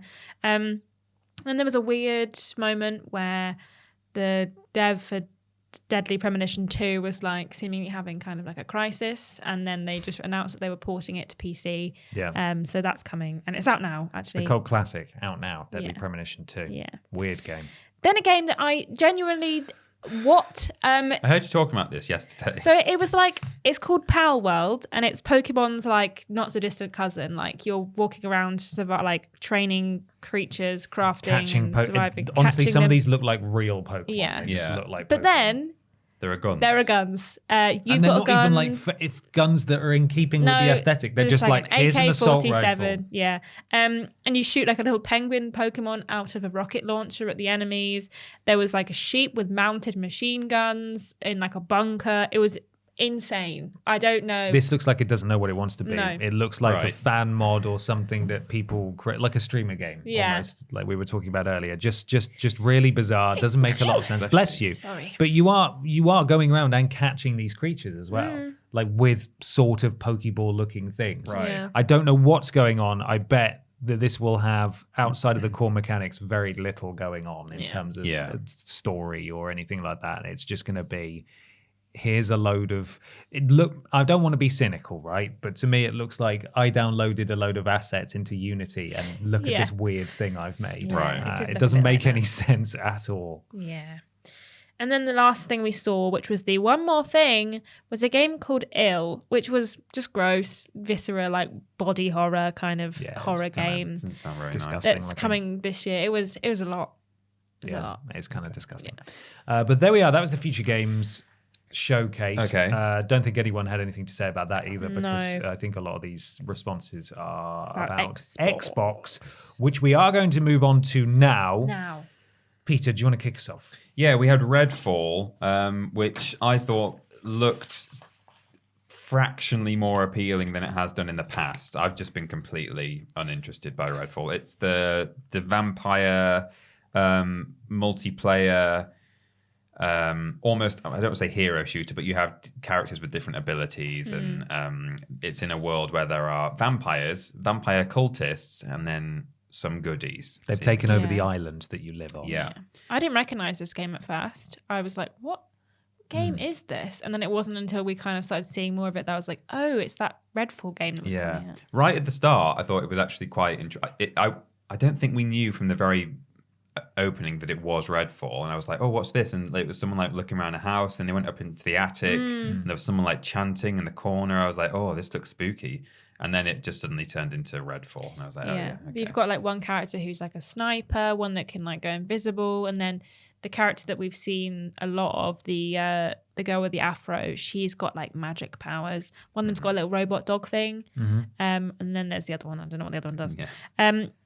David Lever said about Redfall, saying, I love Dishonored, knowing its PvE/single player has really reinvigorated my interest there. Gameplay looks fun and setting is super interesting, mixing control with Life is Strange, small town America. Yeah. Yeah, so this is the game from Arcane, who people will know for Dishonored and Prey 2, and also most recently The time Deathloop. one. Thank you very much. Yes, and apparently this this trailer, while it didn't look terrible, perhaps gave off the wrong message because a lot of people, and it would be understandable to feel this way, thought that it kind of looked a bit Left 4 Dead. Yeah, it was a Yeah. bit left. Which apparently, now that people have had hands on, it's not like that at all. They've basically, it's very much an arcane game in that they give you a 1,001 different ways to make your way through a level or whatever. Right. But they've managed to include 4-player co-op. So you can play through the Yeah. whole thing on your own if you want, or you can play through it with other Up to people 3 as well. I'm more interested in it now than I was. Yeah. Yeah, me yeah. too. I think that like the issue is it looks a lot like Deathloop. Like it just looks kind of like a reskinned Deathloop. When I was like looking at it, I was like, okay, now I can see that this is arcane. Like it looks very similar. But I thought that about a couple of the games, the Xbox Showcase kind of looked like they were just retextured versions of the same gameplay mechanics. It's like another one we'll talk about later, but it looks interesting and I am intrigued by it, and I'm glad that I can play a co-op game. That's nice. We like a good co-op game that's got a story in it. Yeah. So yeah, I think Redfall looks great. I'm excited for it. Yeah. We also had Hollow Knight Silk Song. Saw some gameplay. Day one on Game Pass, as a lot of these games are. That's going to be a recurring theme. Yeah. A lot of people are very excited about this. Yeah, it's Hollow Hollow Knight. Knight. People are really into Hollow Knight. I've never actually played it. I think it looks very nice. I know it's Yeah. meant to be the Dark Souls of Hollow Knight games. Oh. But yeah, it's meant to be tricky, Hollow Knight. But in any case, it's very popular, and people, I'm sure, are looking forward to this. So seemingly, I mean, like I say, I don't know much about Hollow Knight, but it looks like it's a new character.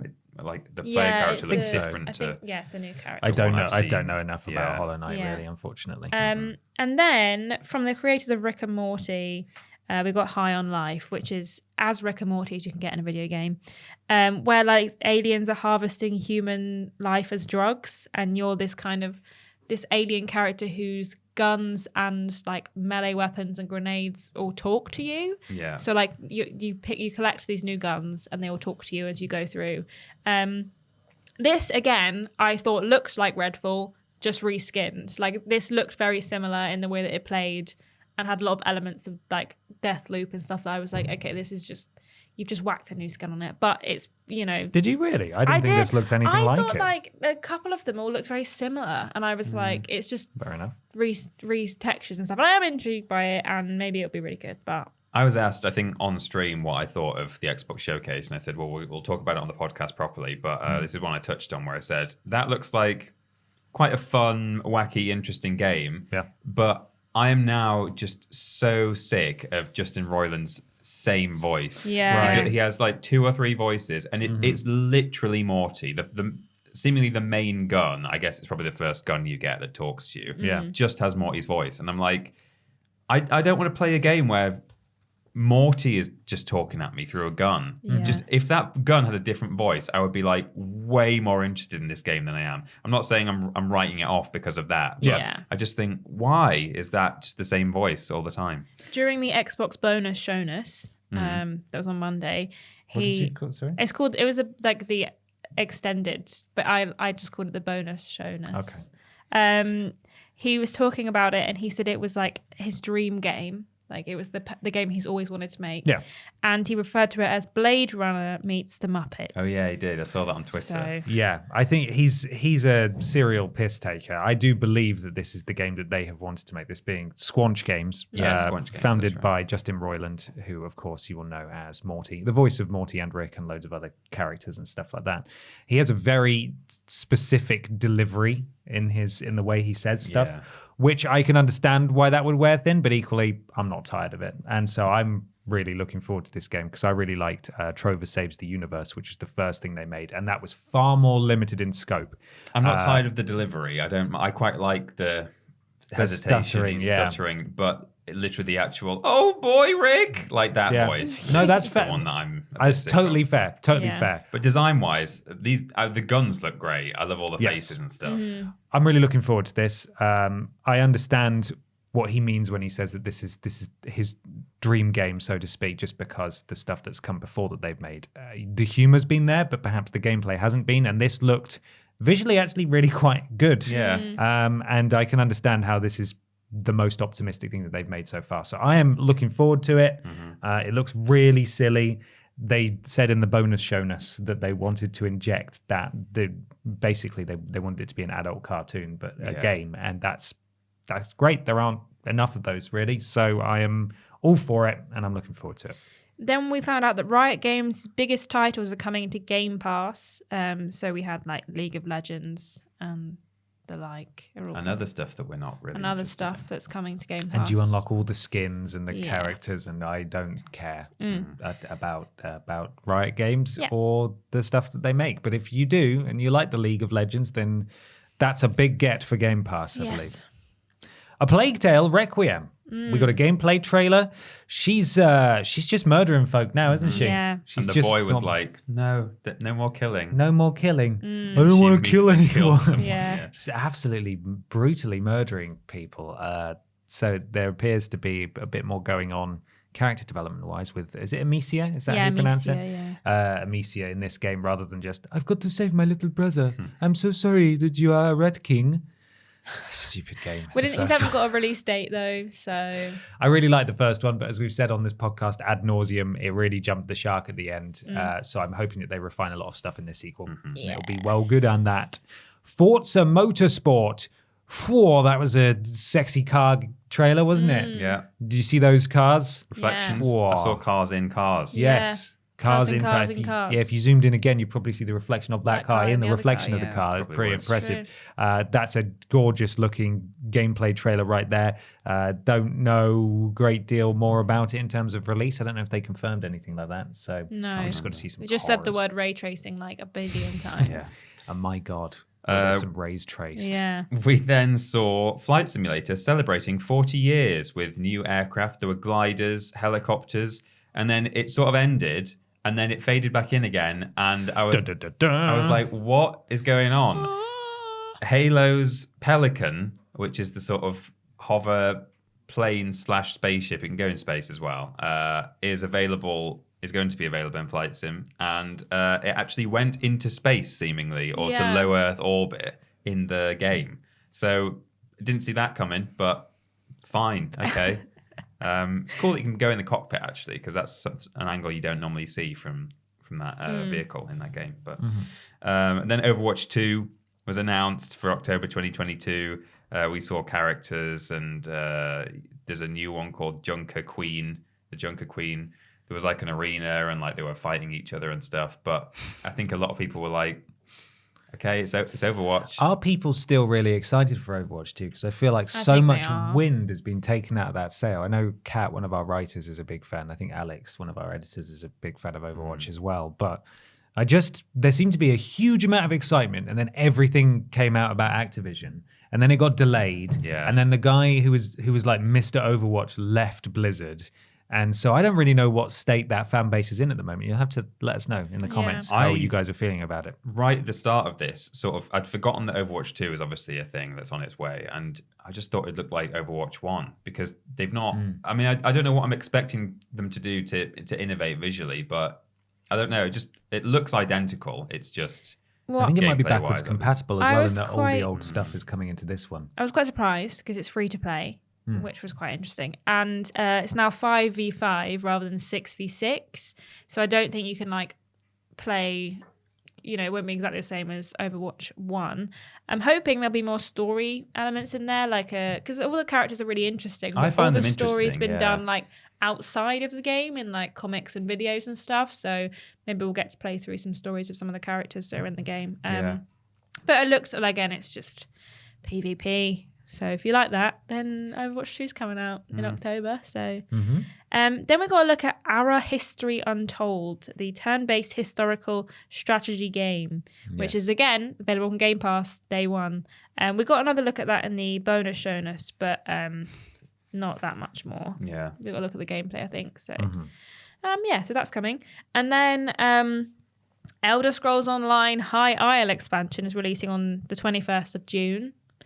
This is an area that apparently has never been explored in an Elder Scrolls game before. Yeah. And it just kind of makes me sad because it's going to be an ESO and not in an actual Elder Scrolls game.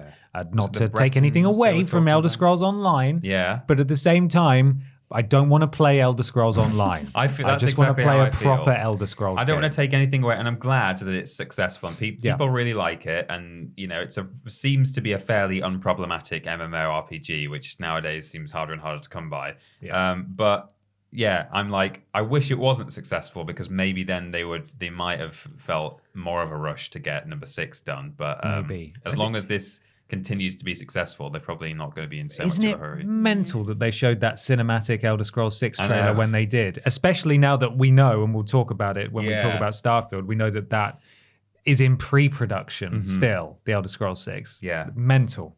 It is very much. They have confirmed it's their next game, but Yeah. it's in I pre-production. don't, what are they doing? Equally, there's an expansion coming to Fallout 76, which continues to be popular for some reason. The Pit is coming to Fallout 76, I know. it says here. I know. I've seen it. In September. So those of you still playing Fallout 76, I hope you're excited. I'm never going to go back to it, I don't think. Got my platinum trophy. Yeah. Reached level 100. Tapped out. I'm done. I'm done with that game. Is that like you didn't play the whole game?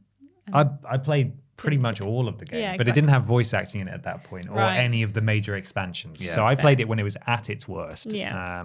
So maybe I'd like it. Probably not though. Equally, Forza, I say equally again, more DLC, this time for Forza Horizon 5, and it's Hot Wheels DLC, and it looks really fun. And it's like GTA, just crazy. It maps does look now. like the GTA crazy But maps, I mean, yeah. an actual Hot Wheels game is like, is it out now? I think Yeah. it's Yeah, certainly it's been out for a while. Yeah, I think. so it's kind of like, where's the, Well, you get to use the Forza cars. yeah, I Yeah. suppose that's it. I don't know how fast and intense the actual Hot Wheels game is versus going in actual sports cars. So I don't know which. Yeah, you'll have to compare the two. There are heard it was people all more right. qualified than us to say which ones. How A lot how of they compare cars, to a each lot of other. cars going on. Yeah. We had Arc 2. Vin Diesel was on a dinosaur. Firmly. They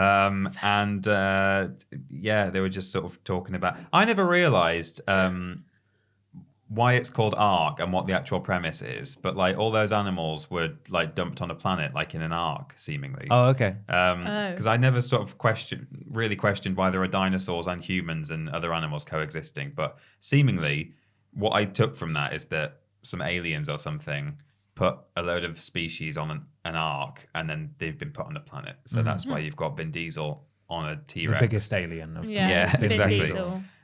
So we already knew about this. Like Vin Diesel has a child. He has family. And it's coming. It's coming 2023, and it's day one Game Pass.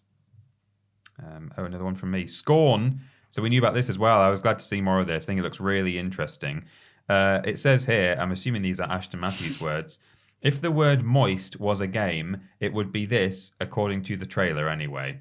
Everything just looked wet. Very squelchy. Squelchy. Yeah. It's very HR Giga, where we're probably deep down in our Freudian brains, we're really turned on by the entire game. Everything looks like a dick. Yeah. Or genitals. Yes. Coming October the 21st, 2022, day one on Game Pass. Do we know whether this is coming to PC or is it an Xbox exclusive? Not sure, but it was sure. shown at the Xbox Showcase like a couple of years ago. Yeah, I think it was. it's It was PC an and Xbox I think it showcase. might be Xbox on PC and like Game Pass. Well, yeah, I guess, if it's on Game As Pass, well then as- you can play it on PC. yeah. So, because I do really want to play this, actually. I think it looks really interesting Yeah. and horrible.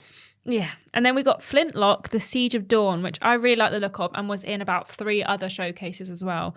It's a third-person RPG with guns and melee, and it's got a little tiny fox creature that's fighting with you, and it can help you like teleport around the area. Like the gameplay looked really interesting, and the teleportation looked pretty good as well.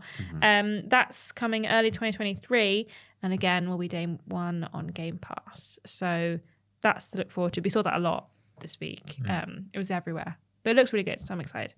And then Minecraft, they're broaching into a new genre. They've done a Telltale game. They've done a roguelike.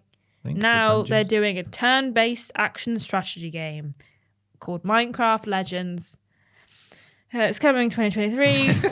We saw some gameplay, but not a lot of gameplay. Tell us how you really feel. And that's coming day one to Game Pass as well. You can control like hordes of mobs from it's like the overworld versus the netherworld. So zombies are like on your side, and you can like ride around on a horse and control them and stuff. I have no interest in it at all, but it's coming. So. I like how the strapline was something like a brand new game from the Minecraft world. I think they were really trying to be like, just so you know, this is not some sort of expansion. This is a new game. But it is Minecraft, so you know. Still Minecraft. That is there. That's coming. Yeah. Lightyear Frontier. A farming sim, but with mechs, co-op with up to 3 friends. This looks really lovely. I really don't know liked what was it. gameplay and what wasn't, but you're in sort of mechs and you're building a little settlement and Doing a little sowing farm. some seeds and planting some crops. It looks really nice. I really did. Was there some sort of base defense element as well? I think so. Again, there were a lot of games like this. Yeah. It's kind of blending, but I did enjoy. I enjoyed the look of this one. It's coming out spring next year, day 1 on Game Pass. Of course, looks really nice. Also me, Gunfire Reborn, a shoot-'em-up roguelite that will release in October 2022. Not a great name. Don't remember this one. Same genre as about 50 other games we've seen so far, so I honestly couldn't tell you which one that was. No, I've forgotten what that is. Unfortunately, I'm really sorry to the developers of Gunfire Reborn. Yeah. We then had The Last Case of Benedict Fox, which looks quite interesting. It's a story-focused Metroidvania game with gothic art. So you can enter the consciousness of a dead person and use various supernatural abilities. It was kind of a mystery thriller thing. Quite an interesting. For a minute at the start, I thought it might be some sort of weird Monkey Island like spin-off or made by the same people or something. It just made me think I got Monkey Island vibes from it. I think just visually and graphically. Guybrush. Yeah, it's Guybrush himself, but it's not. But it looks quite good. It's coming spring 2023 and day 1 on Game Pass. Then we got a look at As Dusk Falls, which is the first game from Interior/Night is the name of the studio. We've got rotoscoped graphics, and it seems to be kind of an FMV style game where you choose your own adventure and there's multiple branching paths and stuff. It looks really interesting. You can play it with up to 8 people, so I assume there'll be like either 8 characters or, you know, some kind of party game, the way that like games like The Quarry and stuff This is are such a working. me game. Yeah, I was going to say it's very game. you game. I love the look of this. Yeah.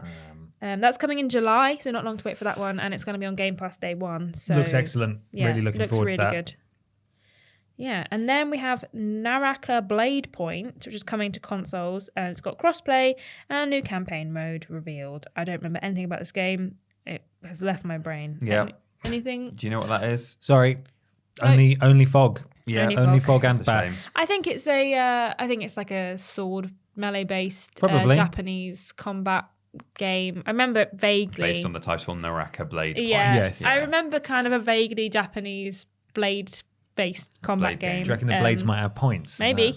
And that's entirely coming the end possible. of this month, I June hope so. 23rd. So Yes. yeah, we've really sold that one.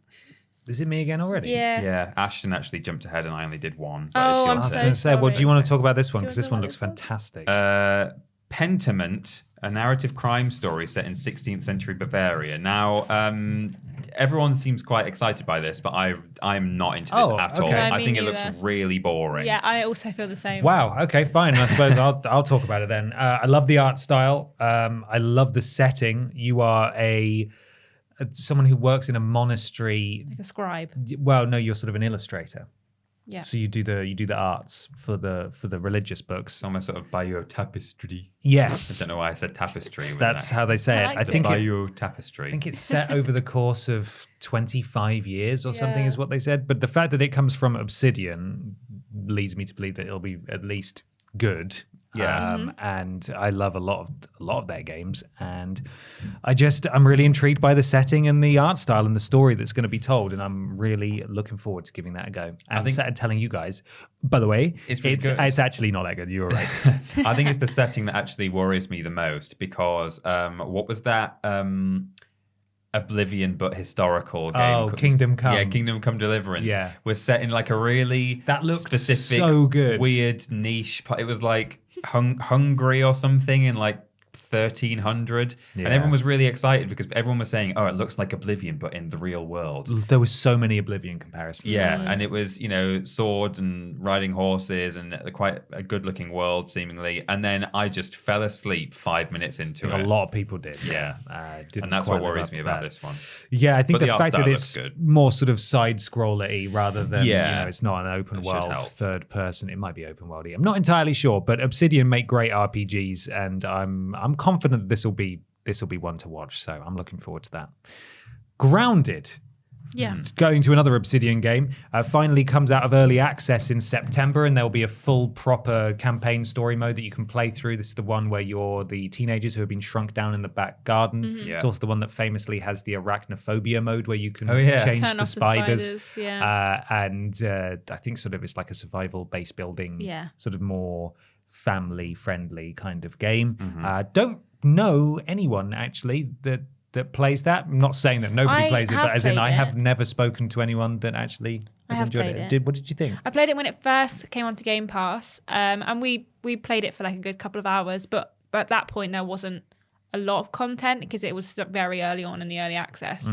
But I will definitely give it another go because it was quite a lot of fun in co-op, and the spiders are genuinely terrifying. So yeah, That's the thing. I think early access can sometimes hamper a game because I was like, well, I don't want to touch that while it's early access because I just want to play the full game. And then it sort of just stagnates in my head as like, oh yeah, that's that game that's probably not as good as I want it to be. But Yeah. actually, if that had just been announced, here's a full game grounded in the showcase, I would have been like, wow, that looks great. I'm going to give that a go immediately. So sometimes I think it works against a game to be early Yeah. access. But I hope it does well, and maybe I will try it. I don't know. Yeah.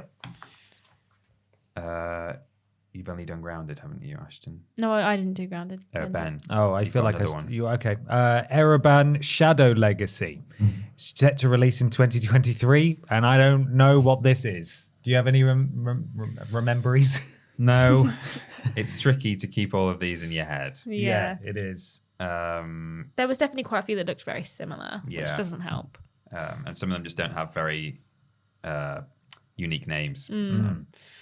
Then Diable 4, it says on the notes. Jesus, I need to spell check my. Diable 4 showed off their new Necromancer class, the final one for the game. I thought the cinematic was quite good. I thought it was nice, but I'm not much of a Diablo player. But it's the 5th class, I think, now that they've announced the final one. The Necromancer. Yeah, so there's like a rogue and a barbarian and a druid and a something else and a necromancer. So day one on Game Pass. No, hang on, no, I'm looking at the wrong one. It's coming next year on every platform, Diablo. So and there was a bit of gameplay as well. Ian Rogers said that they're very excited for Diablo 4 and that looks great. And Blizzard have a lot of making up to do after the shameless cash grab that was Diablo Immortal. Ooh, yes. Yes, indeed. Yeah, I agree. Then we got, it's your go again. It is. Sorry, I keep jumping ahead. Then we got, I quite like this, the Sea of Thieves season 7. That was fun. It was, trailer. I think, one of the best trailers. They sang that a we song. If you want to be a pirate captain, or if something. you want to be my lover, yeah, you've got to come walk my plank. Nah. So you can now buy, name, and captain a ship all of your own. I didn't realize you couldn't do that in Sea of Me Thieves. neither. I to be thought it was honest. just your ship. You but can again, like that's a game I customize it, haven't- but every time haven't you'd start the game, like it would just reset back to a basic ship. Mm-hmm. So Really? I really, As in every time you logged in, it would every just... time you logged in, you'd basically have to start completely from the beginning. Right. Really? Yeah. Oh. So you'd have like your like customizations that you had bought, but they wouldn't, unless you like, it wouldn't You always just apply remain them on to ship. a new ship every time, Yeah. sort of thing. Oh, okay. I really like Sea of Thieves for like about 2 hours, and then I get bored of it, and I say Yeah, I'm not going to people play this say again because I get bored and it's aimless and it doesn't have like you have to start the same place over and over again, and it's kind of frustrating. However, then someone will be like, "Oh, you want to play Sea of Thieves?" Like a couple months Yeah, later, it's and I'm been like, ages. Yeah, Let's but- go. and then I'll play it and I'm like, "Why do I keep saying Have yes?" fun for 2 hours Yeah. and then get bored. Season 7 as well. Yeah. It's got More games should just sing at us, I think. Yeah, me too. I enjoyed the song a lot, and I just want to sing me to sleep, Sea of Thieves, Yeah. please. If you like fleshy wheelies, you should play Scorn. Scoring.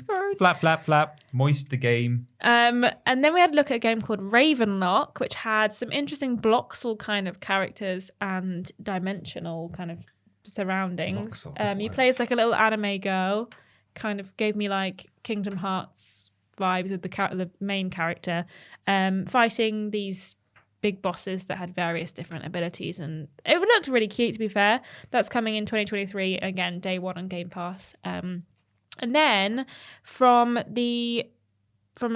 Jep Carlson, who did Inside and Limbo. That could be a typo, let's face it. Yeah. Lead gameplay designer. He's the lead gameplay designer. Yeah.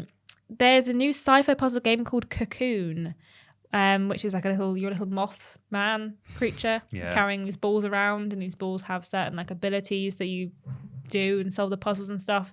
Looks relatively interesting. Coming for 2023, which should be quite Looks cool. a bit weird. Like I've made an Inside Limbo comparison to 2 games so far that weren't made by Jep. And this one is the one that I'm less interested in this than I am in the Fox game and whichever other one it was we were talking about earlier. And it's worth saying that the original studio, Playdead, still exists, and it's either them who are making that other one, which With is the like man. with the man and his family, and there's a robot or something, or it's another splinter group who used to work there have started that one. I'm a bit confused about who came from where and who's we working saw on a what, but game- there's a few of this style coming Yeah. from Yeah, that do you team. remember we is. saw a different trailer of like a man in a game like that, and we were like, is that the same one as that man? Yeah. And we It's sort couldn't- of that perspective where you're Yeah. really far out and he's quite small. And Yeah. I don't Yeah, know I don't which know. is which. No, but I do like those games though. So I do, but this one looks a bit out there for me. But I'll, have a look when there's more to see. How do you feel about Wolong Fallen Dynasty then? Or Dynasty, if you want to get American pronunciation Dynasty. about this. Mixes historical Japanese period elements and That says supernatural Chinese. elements. What did I say? Japanese. Apologies. Chinese period elements and supernatural elements. I was looking ahead to the next entry. Yeah, I that's think. fair. Yeah. The one that I'm interested in talking about, because I know that we're all huge Wolong Fallen Dynasty fans here. It's Well, coming out next year, day one on Game Pass. Callum Story is interested. A lot Oh, Callum, good for you, bud. a lot of DLC and updates on already announced games, he says, regarding the Xbox showcase as a whole, and just says a few cool announcements such as "Woe Long," full stop, and then moves on to something else. So, thinks it looks cool. Okay, well, I hope it is good for Good. you. However, Persona games are finally coming to Xbox. This is huge because I think they've had the spin-offs, they've had the fighting game, but I don't think they've had any core Persona entries. And as I've spoken about on this podcast at length, I don't know why they've been kicking them heels, not porting Persona 3 or Persona 4 Golden to PS4 or any home consoles for that matter, especially considering Persona 4 Golden suddenly got a Steam release last year. So they did port it. They never saw it coming. No. And so huge news for Xbox players. Persona 5 Royal is coming to Xbox on October the 21st. And then Persona 3 Portable, which is a shame that it's that version they're porting because that's the PSP version, which while it does have additional scenes and a playable female protagonist, is a lot more stripped back than the PS2 version because it had to run on a PSP.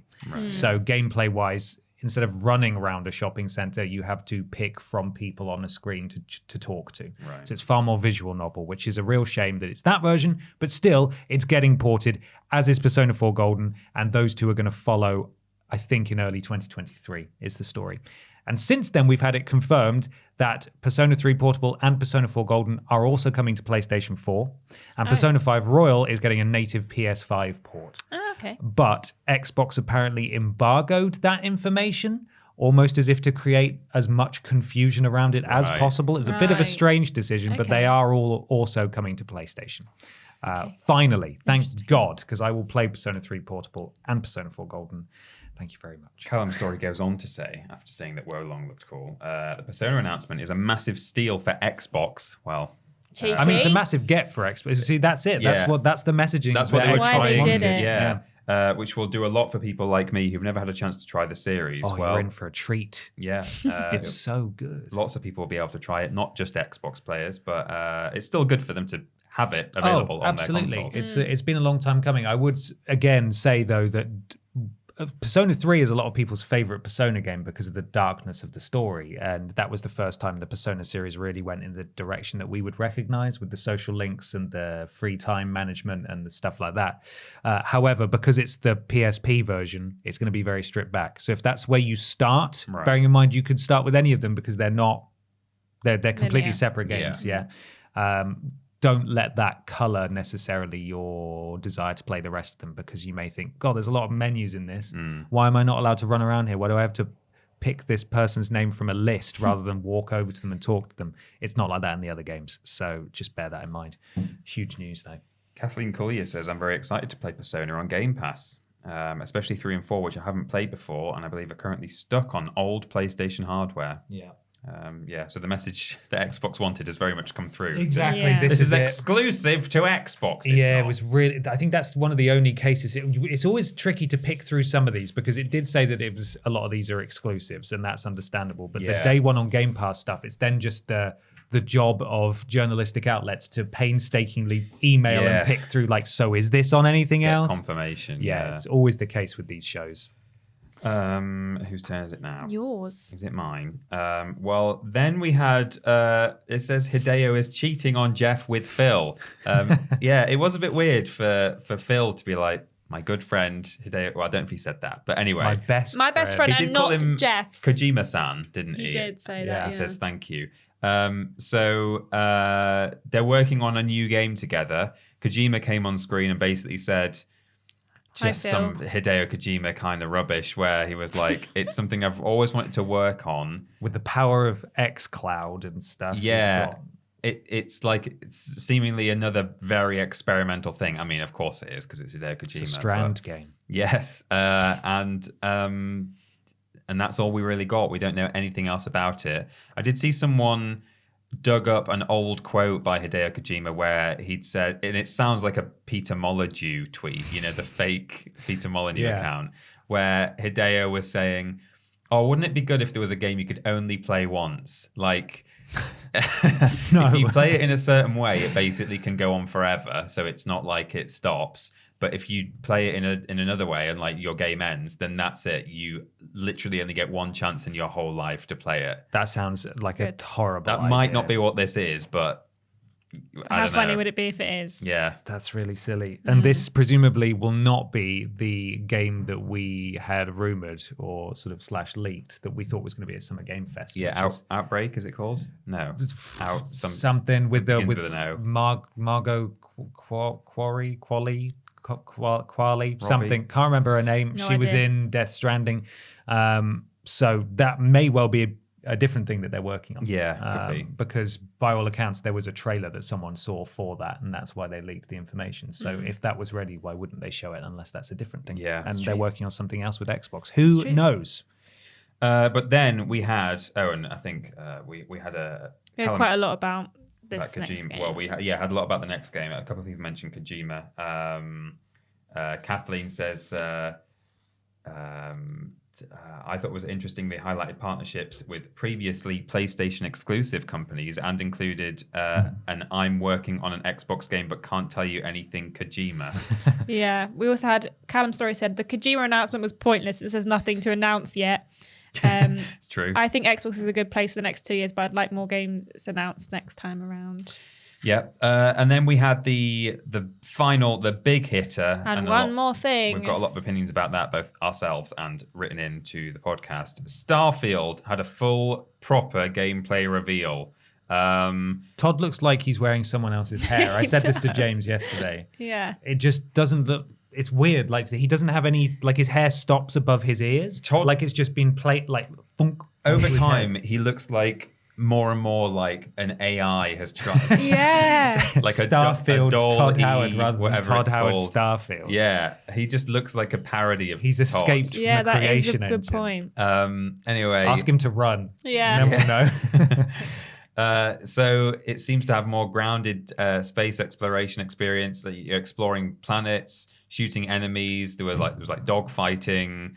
You can dig out materials and things. There were digital lockpicks, what they call digipicks or something, I think. The lockpicking minigame looked good. Yeah, it did.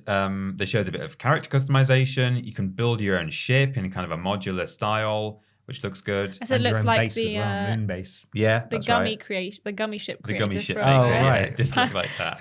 Hope Chip and Dale are going to walk Yeah, me through me it. too. And you can take your ship to over 100 solar systems with over 1,000 planets to explore. And then he also mentioned separately in something I've seen that there's like constructs floating in space as well as planets. There's like satellites and pirate ships and things. So there's so much has been promised. And Yeah. he is also on record, again, in a separate interview saying, some of them might be sort of barren planets that are resource rich. Yes, I think probably a lot of them will be. I think he said that in the actual Oh, was it in there as thing. well? I think he was going, such planets like this one, which are barren but resource rich. Or you can go to this one planet and it's going to have a city on it. He says there's 4 main cities in the game in a system of 1,000 planets. And also, No. as you spotted, because he did a follow-up interview with IGN, when he, or is it James? One of you two anyway. When you don't just fly towards a planet and like No Man's Sky and then land on it, there's a transition scene. screen. So presumably it will load a significantly smaller map. So I was saying, for you to land, like, which I prefer because otherwise that's too much the game. smaller the better. But I was thinking, like, look at the size of those planets. You could just fly down to anywhere on there, and how are you going to find the city? Yeah, how are you going to find a city on You there? can't fly down to the surface from space. So in that loading screen transition, the map that loads in, even though it might be a looping spherical map, if you like, might be a much smaller sphere than the one that you actually saw in space. I think it's insane. I think it's too big.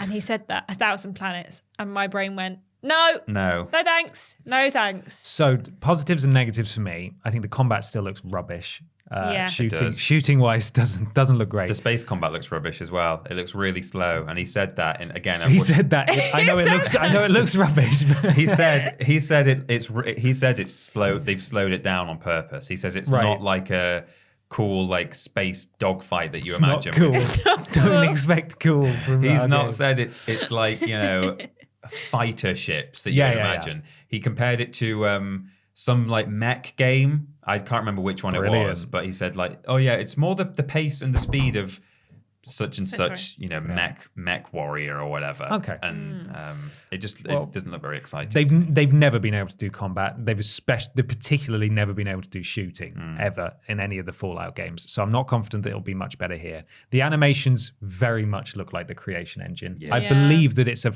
significantly upgraded one, but I refuse to believe that it's a new engine. Yeah. I love the presentation of it. I love the exploration and the ship building in particular, and the base building. I'm all about that. That sounds really cool.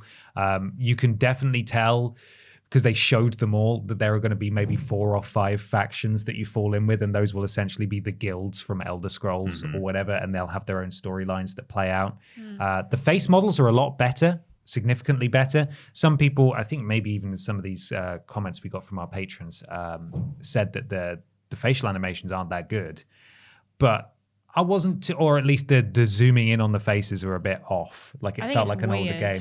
It is a bit weird, but in a good sense, although it's kind of weird now that they both are owned by Microsoft, Xbox, and Xbox, that it looks an awful lot like the Outer Worlds.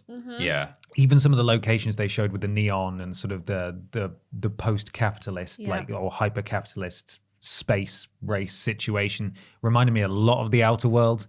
And I know this game has been in development for a long time, but especially the dialogue thing where it zooms in on the faces, I thought that looks just like the Outer Worlds. Literally looks it looks exactly so like it, similar to it. Right. Yeah. But on the whole, he's making some crazy promises, and it is absolutely not going to live up to all of them. There's no way in hell. He's definitely telling some porkies. But I'm excited for this one. I think it looks really good, and I'm excited to play it. I think it looks good. I like the base building and the ship building. I like the idea overall of exploring space and planets is fun. There's something about the visual style that I don't like the sort of the color palettes. It didn't help that for most of it they showed like a gray moon. He was like wandering around it just really washed out. But even when they then later showed a montage of like a few shots of different cities and planets, and there was like more color, I still thought I don't know about that. And I also don't like. I think a lot of the animals, like the creatures that you encounter, are just a bit too alien for me. Like I would have preferred like, here's a space dinosaur, here's a space cow, here's a space wolf. But there were a lot of just insects and kind of just almost, I don't know, like animals I couldn't even relate to ever encountering in the world. So that's a bit of a nitpick. I think the main issue for me is just the size and the scale of it. It just sounds like too much. I mean, people have been saying to me for a long time, as a Beyond Good and Evil fan, looking forward to this prequel that's supposed to be coming out, that game is too ambitious. It's never going to happen. No one's ever going to be able to make that. And that has a single solar system with like 6 or 7 planets and then a few moons around that. So in total, I don't know, like a couple of dozen planets/moons to go to. And people have been saying for a long time that seems too ambitious. And I agree, it does. And I'm worried about that. So 1,000 planets, I know they've procedurally generated a lot of them, or most of them, but that doesn't make me feel any better about them. It's just going to be empty. It's just going to be an empty game, or you'll be landing and you'll be... All there really will be to do is go around landscapes and fight animals and monsters, and maybe they'll throw down a few like human characters that you encounter, and it might spawn in like camps and stuff, but it's not going to be interesting cities and things for a lot of it. Yeah. I wasn't really interested in Starfield anyway, and this has not made me any more interested in it. I don't like the way it looks. I don't like the idea of endless planets that you can just bob around on and find stuff on. I didn't really like No Man's Sky. It gives me big No Man's Sky vibes for a lot of like the exploration, and like the resource gathering looks just like No Man's Sky. Just chipping away at the wall. Yeah, and like I'm not interested in it. I don't know, like, I mean, I've played Fallout and had about as much fun as in a couple of hours and then finished playing it. I just think that it's too big. The idea of 1,000 planets, I don't know anyone who's like, oh, goody, 1,000 planets. Yeah. Like, why would anyone be excited about that, Todd? We're fine with just a couple.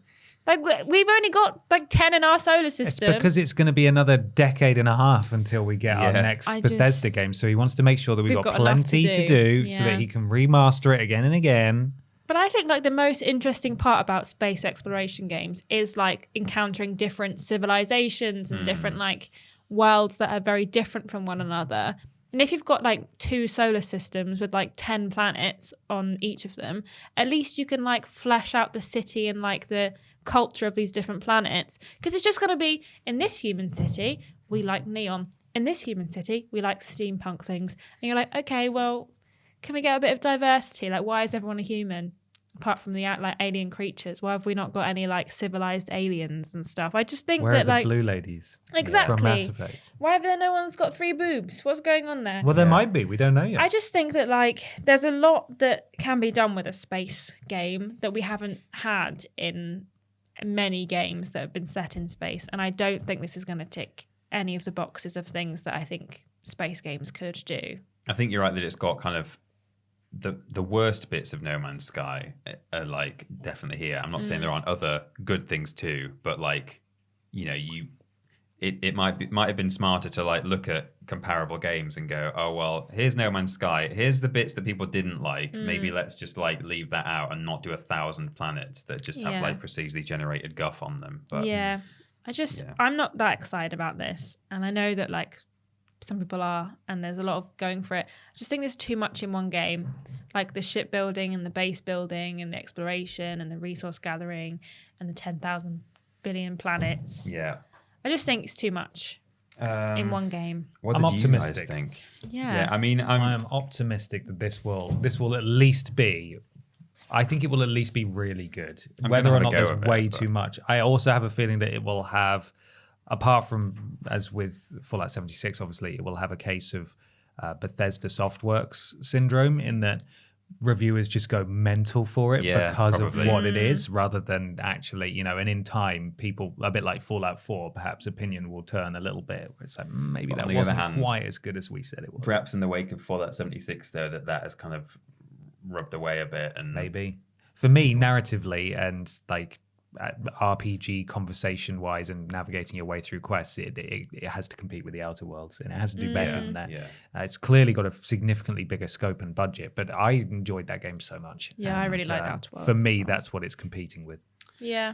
Richard Major says, Starfield's going to have over 1,000 fully explorable planets. We've never even seen a full-sized, fully detailed city, for example, the size of London. How can Todd be expecting to do this? It would be impossible to design and put into a game a fully detailed county, let alone a country, let alone a continent, let alone a planet, let alone a solar system. So why is Todd saying this is going to happen? Well, because it's not going to be a full... Because it's not. It's not going to be like It Planet just Earth, isn't. which is covered in cities. It's No. not going to be like that. And also, you're loading into smaller maps. Yeah. Definitely. You'll get maybe a couple of square miles. Yeah. On each Kathleen planet. Collier said, I'm looking forward to Starfield as it gave me big Mass Effects and Outer World vibes, but I will admit being worried about the 1,000 planets of which can be explored. Feels reminiscent of the promises that No Man's Sky made and might be too big. Yes, I agree. I think they need to do some clarifying, perhaps some extended gameplay before it comes out. Because if they released it this November when they were originally planning to, with that being the only demo, the only gameplay, I think people would feel lied to. Because there wasn't misinformation in there, but I don't think he was as clear as it wasn't as clear, and people's imaginations are going to run wild as they did with No Man's Sky. Although he did actively lie, Sean Murray did actively lie about it. Callum Story says of Starfield looks almost certain to not live up to the hype, as the scope crept far beyond what I think Bethesda can deliver to a high standard. The Kojima announcement was, we've already spoken about that. So yeah, again, I mean, I'm inclined to agree. These are probably, reactions without the context of additional interviews and stuff that we now have at the time of recording. There was a lot of stuff there where you just think, you can't do that, can you? Ian Rogers says, I came away from Starfield the Starfield reveal very disappointed. The shooting looked as clunky as any Fallout game, but seemingly without any VATS-like system to aid the player, and zooming into NPC faces during dialogue sequences seems very 2010 when compared with something like Horizon Forbidden West.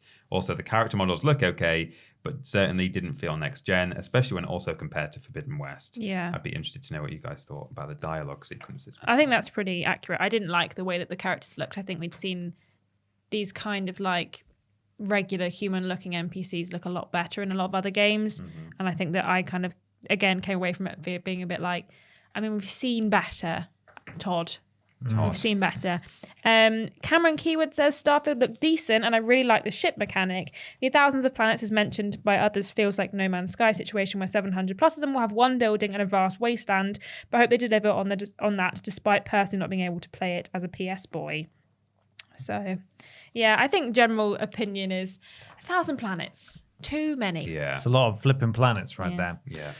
Well, that was the Xbox Showcase. Yeah. We are now at 2 hours long. So we've We got can the power through PC these Gaming next Show, couple Capcom ones. Showcase, Assassin's Creed 15th Anniversary Celebration Stream, and the Xbox bonus showness. Yeah. So yes, let's absolutely fly through these now. So- PC Gaming Show, Solstice. Yeah. Intense mix of dark magic, oversized shape-shifting swords, and symphonic metal in almost every camera cut. It's out quite soon. Did you write this, Ashton? No. Didn't think so. September the 20th. That's when that one's due out. Yeah, and then we had Rotwood, which is a Streets of Rage with like little Streets of cartoon. Rage. Streets of Rage with made up cartoon animals. Mm-hmm. Basically, exactly as you think it is. Yes. I didn't see these, but I can read these if you want. Yeah, go for it. Tactical Breach Wizards. Doors are kicked in service of XCOM-style grid combat, enacted by fantasy cops who can rewind presumably cocked-up breaches to try again. Yeah, it's like This is another sort of turn-based isometric. thing. Yeah. It looks pretty good. You got magic wizards who also happen to be trying to infiltrate what looks like a British police station. Yeah, just a police like they've got station. like a proper British like police uniform on. brilliant. It's Don't weird. really understand No. what's going on there. However, the next one looks pretty good. Yeah, The Invincible. It starts. It had like a demo, and it's a suspenseful first-person shooter. Explorer. Sorry. You're a lone researcher navigating a dusty planet of Regis 3, and there's like a radio that's kind of constantly talking to you, and you're constantly talking to it. A couple of the mechanics looked a bit like you were too involved, like you had to open the cupboard, pick up the thing, close the cupboard. It wasn't just like you press X and it just did everything for you. Looked pretty interesting. Firewatch again, quite similar. It to looks that, very so. Firewatch. I Sounds thought Firewatch. voice acting was very weird. Yeah, the voice acting was a bit They weird. did. It almost sounded like the TikTok narration lady was doing Yeah, it. it Her does inflection actually, was that's like right. weird and strange, almost like they either had no budget for voice acting or they've just You managed to pick TikTok. someone Yeah. with this, or use TikTok, or managed to pick TikTok someone with voice. the strangest accent I've ever heard. Yeah, it's weird. But it was really bizarre. But the setting looks cool, and I like the premise, so Yeah. that's fun. Endless Dungeon is a co-op roguelite co-op roguelite tower defender. Deceiver Inc. Oh, I have seen this one actually. Yeah, It's I a think I sent that in the chat. Yeah, competitive multiplayer spy 'em up that pits multiple covert agents against each other in a race to complete a single objective while sabotaging fellow spooks. I really like the look of this game. I another think it's going to be a 70s. lot of fun. Yeah. Yeah. So the agency you work for sends multiple spies on each mission just to like ensure it gets done, and then within that they're like all vying to actually be the one to bring home the case or whatever. And you can like disguise yourself as like mannequins, plant pots. You've got to like blend in with the NPCs. there's like crowds walking It around. looks great. Yeah. Reminds me of the old multiplayer for the Assassin's Creed game. Yes, that was, yeah. I like. Where as soon as you see someone running, you're like, okay, that's a player. But Yeah. you've got to, even though you're trying to get your mark, you've got to just sort of walk like the NPCs Yeah. do to try not to get spotted. I'm all for like all the abilities it was showing and like the prop hunt style transformation, but I really like in games where you have to just walk in a crowd and pretend to be an NPC. I think Yeah. that's a lot of fun. We got a CGI trailer of a game called The Alters, which was really weird but quite interesting. We don't know anything about the actual game yet, but it's a sci-fi mystery in which you need to enlist alters. So you're on like this big kind of wheel that's traversing a planet, and the spaceship's called like Dolly Incorporated, like the sheep, the clone sheep. Oh yeah. Was Um, the audio working in this trailer for you? Yeah. Okay, because the version I watched, there was no audio for most of Oh, the I trailer, watched and it one in a clicked in. different showcase. I think when they've been uploaded to YouTube, it's because they Yeah. might have had licensed music. We didn't see any in-game footage, so we don't know how it's going to play. But you have to basically, from the sounds of what the guy was saying, duplicate yourself with different skills and get them doing different things in order to try and find your way home. I'm quite interested by this one, but obviously we don't know anything about it yet. So Yeah. We saw some more from System Shock as well. I'm skipping over the bit about the interview. Right, There was an interview briefly. about Armor 4. Yeah. What else was System Shock in? Where did we see System Shock outside of this? don't Yeah, think we have seen that somewhere apart from else. It was in PC. another. It was in another showcase. It might have been Summer Game Fest, perhaps. It's not mentioned in this. Yeah, one, No, Right, we what didn't is that? see it in. We haven't seen it before. Well, not in any of these ones today. This week. We definitely Someone saw sent it System in a Shock group somewhere. chat. Is it but- just because it was in Slack? Yeah, so we Oh, sent maybe. it. In, Yeah. James sent it on Slack. That might be where the showcase Yeah, but we known haven't as seen it our yet. Slack Yeah. chat. Yeah. Okay, that's. I definitely saw this before No, I yeah. watched the PC gaming show. Yeah, that. I mean, it looks good. There's- Nice that it's getting a remake. Yeah. I've never played it, but I'm aware that it inspired BioShock, so that's interesting. Yep. Nivalis, a futurist, if I'm saying that right, a Yeah. futuristic bar/club/restaurant management sim in a cyberpunk city. It looks go out and go really fishing fun. and stuff if you get bored. Yeah, get greenhouse and stuff. Interesting. And then most exciting for me, I think, Yeah. Half-Life Alex. That's not. I don't know why I've put impressive. I think I forgot to write the rest of the sentence there. It's called Levitation. It's a mod, like a mod that's made by the community that extends the gameplay for up to a couple of hours. Oh. Like there's quite a lot in it. They've used voice lines from the original game, both Half-Life Alyx and the original Half-Life, in the new part of the game. And Is it being like officially published by? Valve I think Oh. Valve have like taken it and they're like, yeah, well, we'll put. It's not canon, No, but, but- it's being put in the game. Like it's been advertised cool. by Valve, and I think it's going to be really good. So I'm really Nice. excited about that. Amazing. That wasn't all of the announcements, obviously, but No, we're but- just skimming Mm-hmm. through some of the highlights. On to the Capcom Showcase, which they definitely needed to have, didn't they? Didn't they need their they own did need showcase? it. Yeah. What did you think of Resi 4 remake? We got to see a bit more, Peter. We saw a little bit more. I mean, they showed like more trailery stuff, and then they were like, "Time for some gameplay." And Leon walked 6 meters, and then they cut away, and they were like, "That's it." That's your lot. You did it. You saw it. Looks good, very exciting. This might as well have just been the Resident Evil showcase, mightn't it? Yeah. Because the other stuff went on for ages before they said, and now Resident Evil. And it's like, Yeah. finally, that's why we're all here. Come on. I don't really remember exactly what we did see for Resi 4 now. I did watch it, but I just know that I'm I think we really just got an excited for extended this. look at it, Yeah, I it was just think. a little bit more. They showed the trailer we've already seen, and then, yeah, there was a bit of gameplay and stuff, but yeah. And then also we've got some Rose DLC coming out for Resident Evil Village. It's called Shadow of Rose. So you play as Rose from the ending of the game. Grown up.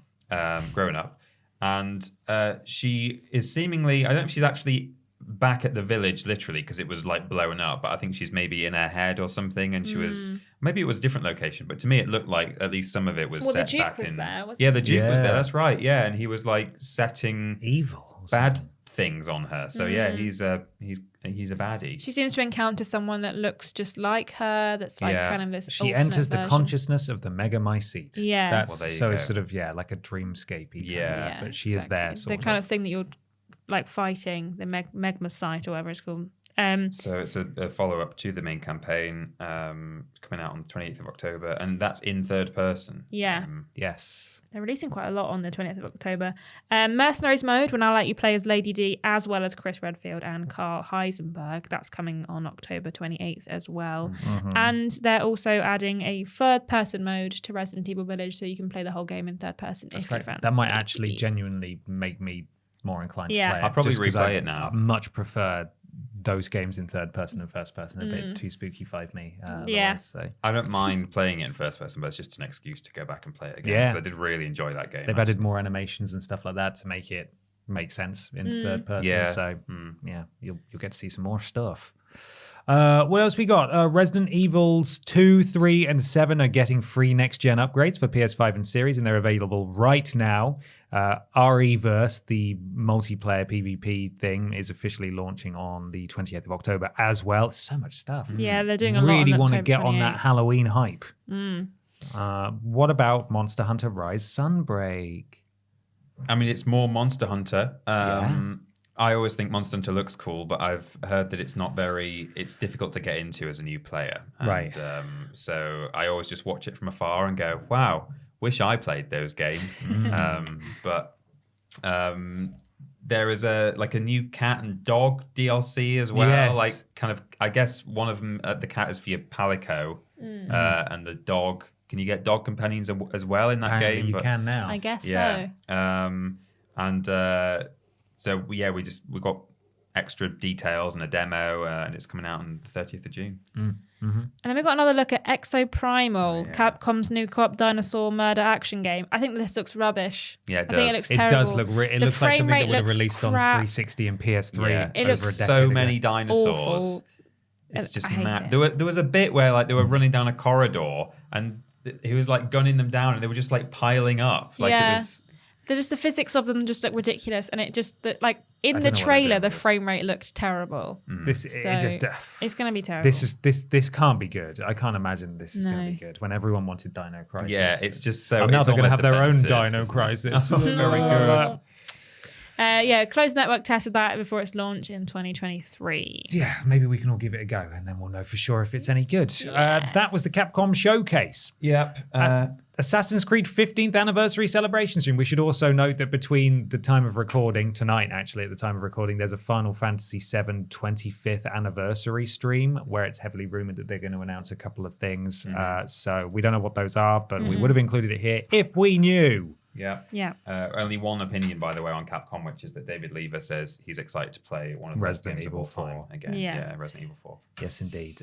Valhalla is getting another year of content. I think it's called Valhalla Year 2. Wow. Very exciting. Nice. They're adding festivals, new tombs, and more content generally. That's what that across the game board. needed, right? Yeah, more content. Needed to More be bigger. stuff. We all yes. said that.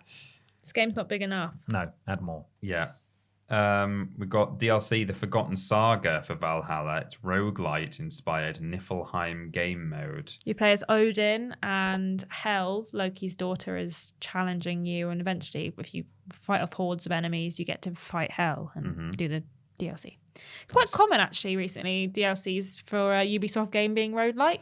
Yeah, almost it? like they can just kind of plonk it together. Yeah, exactly. And we're also getting the final episode of Eivor's story for free at the end of the year. I didn't realize Eivor's story was I didn't not know it wasn't complete. Incomplete, finished. yeah. Because I sure as hell reached the end of Valhalla before selling it, and apparently Yeah, I that wasn't definitely the also end. finished it. Cool. Well, that doesn't make me feel like I wasted my time. No. That's fine. There's a Discovery Tour, Viking Age. So this is quite popular with a lot of other games, Origins and Odyssey being the two main ones, and where you can explore peacefully and educationally of the world of Valhalla. It's available to download now everywhere except on your Switch. I looked into this because I I actually am quite interested by this one because the thing that I enjoyed the most about Valhalla was its setting. Me and too, being yeah. able to Yeah, me see, too. in particular, still standing gigantic Roman ruins. I also in liked not ancient Britain, but you know what I walking mean. to like a settlement and it's called like Leicestershire, and I'm like Leicestershire, where I live. It's Nottinghamshire. Nottinghamshire. Yeah, Nottinghamshire, exactly. yeah. It's all really interesting. So I'd love to learn about that, and it's available for $15.99 standalone, or it's a free update if you already have the game. Yeah. But I'd be super interested in that. I wonder if any schools bother like using their. Well, that's they do. apparently Probably like, say it, yeah. quite common, yeah. Dunno. We're getting a 60 FPS patch for Origins, and Origin-inspired tattoos and naval pack is being added to Valhalla as well. Okay. And they're doing a there's very special Okay, event. yeah, just that's Sorry. fine. I don't want to read any of them. So that's- Sorry. You can read that one no, it's okay. if you want. No, it's okay. Okay, they're announcing a very special event for this September that's probably going to announce maybe the It's next got to be game. the next one. Next right? They've game, I teased that guess. they were potentially going to release another Assassin's Creed soon, so Do we have any rumors on time period? I've heard that Feudal Japan, maybe? they're rumored to be working on a more stealth-focused one, like an assassin-y Right. one, rather than like what an they- Assassin's game. Yeah, like an Assassin's Oh. game, rather than what they've done for the past few, which is just Yeah. you're in a place, Yeah. you're a warrior of You this have time, a hidden blade. and you're maybe playing as the assassin that you encounter in Valhalla, whose name I can't remember. that's right. Oh, yeah. Doing some of his past adventures, so probably somewhere in Europe. The or- assassin that they had to put in there because there's no Otherwise, way a how Viking else would in he Britain get would a have anything hidden to do. blade? Yeah. So that's what's rumored, but almost certainly the next, or it might be Assassin's Creed Infinity or Infinite, whatever the hell it's called, the one that there's just going to be live service and updated Oh, yeah. until we all die, which sounds really fun. Until the heat death of the universe. Yep. That's Arse Creed. We've done that one. Yep. Moving on to the bonus showness, we really can fly Last through this thing, one. This is it. We can really fly through this one. So Valheim is coming to console for the first time with full crossplay and Game Pass in spring 2023. Fantastic. Peter Hines called Redfall a blend of classic arcane feeling, with a new optional multiplayer element, and also called Starfield an epic RPG. Just in Yeah, case the you didn't way know he was that. talking about Starfield was so vague, and also the hosts were sort of just, "Can I kiss your bottom, please, Peter? Yeah, I love you are your so game. amazing." You're the Hello. best game man I'm ever. not saying it's easy to host this stuff. Peter and I have done some things in the past, and you are at a complete loss for words. But this Yeah. did look like it was pre-recorded, and I'm fairly sure the host did describe Starfield as looking amazing. This looks amazing, and I love that. It was so amazing, all in the same sentence. So that was amazing. What else have we got? What about a look at the campaign mode and some of the character creation in Naraka Blade Point? Which we don't remember. That what game we don't happened. remember. Yes, the Asian-inspired sword game. We know that. Yeah. It's coming out on June 23rd. Mm-hmm. Ara History Untold got some gameplay. We mentioned that earlier. And a technical alpha was announced as well. Let's skip that because I already mentioned it. The trailer for the Texas Chainsaw Massacre showed that it's basically reskinned Dead by Daylight, and it's coming on Game Pass day one. It looks unpleasant. No Yeah. surprises. there. Spooky Yeah. Yeah, it game. does. We got a gameplay trailer for Slime Rancher 2 Buzz him. coming to Game Pass on its full launch in the autumn.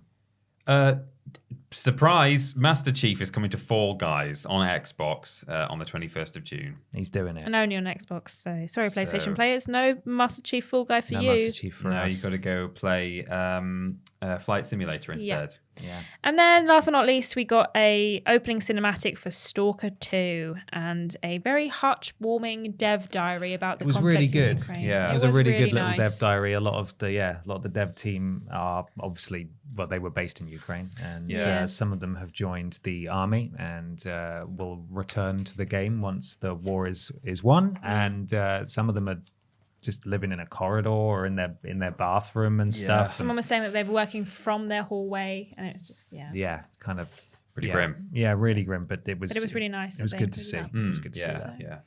And that That's everything. is not E3. We've made it through the vast majority of it. Of course, we want to know what your favorite games were, what you think of. In particular, I think the Xbox had the biggest announcements and the biggest games to show off, but there was plenty to be excited about from other conferences and showcases as well. What do you think of Starfield and Todd's grand promises? Yeah. What do you think of Redfall? What do you think of Last of Us Persona? Part 1. Last of Us Part 1, all that kind of stuff. Let us know in the comments. Please try to be nice and cordial with one another, because just because you don't like something doesn't mean that somebody else doesn't like it. Yeah. Does that make sense? It does. I hope so. Why don't you argue about that, if that Yeah. made sense or not? It in the- doesn't not in the make comments. sense. Yeah. Thank you, Peter. You can contact us and get in touch and get involved with yourselves and everyone else and us at youtube.com and twitch.tv/Team TripleJump in comment sections and chat rooms. When we are live on both YouTube and Twitch, because it's where we are live, we're modded Are you okay? by Lord Brotovich, Charlie Badger, and Mr. Black. Hey, did you know Amazon Prime has all sorts of aspects to it, but one of them is a Twitch sub. It's just bundled in, so it won't cost you anything. Just spend it on us if you like. We're on Twitter and Facebook at twitter.com and facebook.com/Team TripleJump for video content, live streams, little bits of announcements and newsy things. So go and look at both of those. They're looked after by Fraser. And Fraser also looks after, with Ashton, our TikTok, which is tiktok.com/@Team TripleJump, where we do memes, trends, and also mini reviews. Yes. Little quip scopes on there. Miniature. And finally from me, patreon.com/Team TripleJump. Loads of tiers there with loads of rewards on them. So you can be a sponsor of the podcast. You can ask questions on the podcast, early access to various bits of content and so on. Go and have a look at all the different things available. We have a website. Website is triplej.mup. That's triplej.mp. It spells jump. It's very clever. If you'd like to join our Discord, why not go to triplej.mup/Discord and chat with our wonderful community. On Discord, we're modded by Jack, Joe, Tori, and Hollow Eyes, and say to do something, bloody well do it.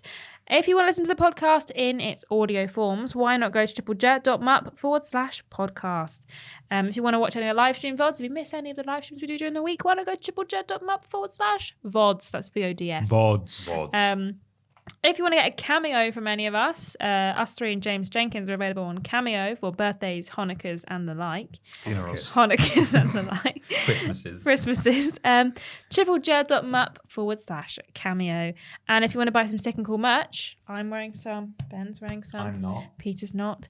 Why not go to triplejumpshop.com or follow at TripleJumpShop on Twitter for the latest merch announcements. Why not follow Ashton and Peter on Instagram and Twitter at @PeterAustin and @ScrambledAshton, and myself just on Twitter at @confused_dude. We do lists every Monday, Tuesday, Wednesday, Thursday, streams every Monday, Tuesday, Wednesday, Thursday, and Friday. Thursday being the joint stream Blaze it. on YouTube. Monday, Tuesday, Wednesday, Friday being solo streams on Twitch.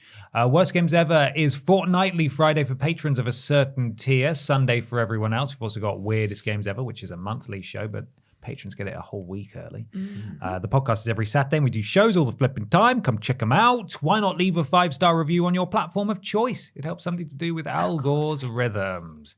This week, we have a Weirdest Games Ever releasing, don't we? Is that for Yes. patrons or for everyone? No, for Yeah, everyone. that's for everyone. Patrons went out last week, so you've already seen it. I've already seen it. And what is it? It's called Skull Monkeys. Skull Monkeys. It's a weird one. It's very It's bizarre. very weird. Definitely at the end. Yeah. Additionally, After Dark released this week as well, if you're a patron of a certain tier, which is our bonus podcast we do on Patreon. Our bonus shonus. Our bonus shonus, where we put our whole podacy into it. Yes? Yes. And we answer questions about anything but video games, and we can swear and talk about all sorts of stuff. So if you want to get that bonus podcast, come subscribe on Patreon. Support us. Just enough time to talk about this week's sponsor once again, which of course is Starfield, that has been renamed Farther Afield because it's been delayed. Father? Except it hasn't.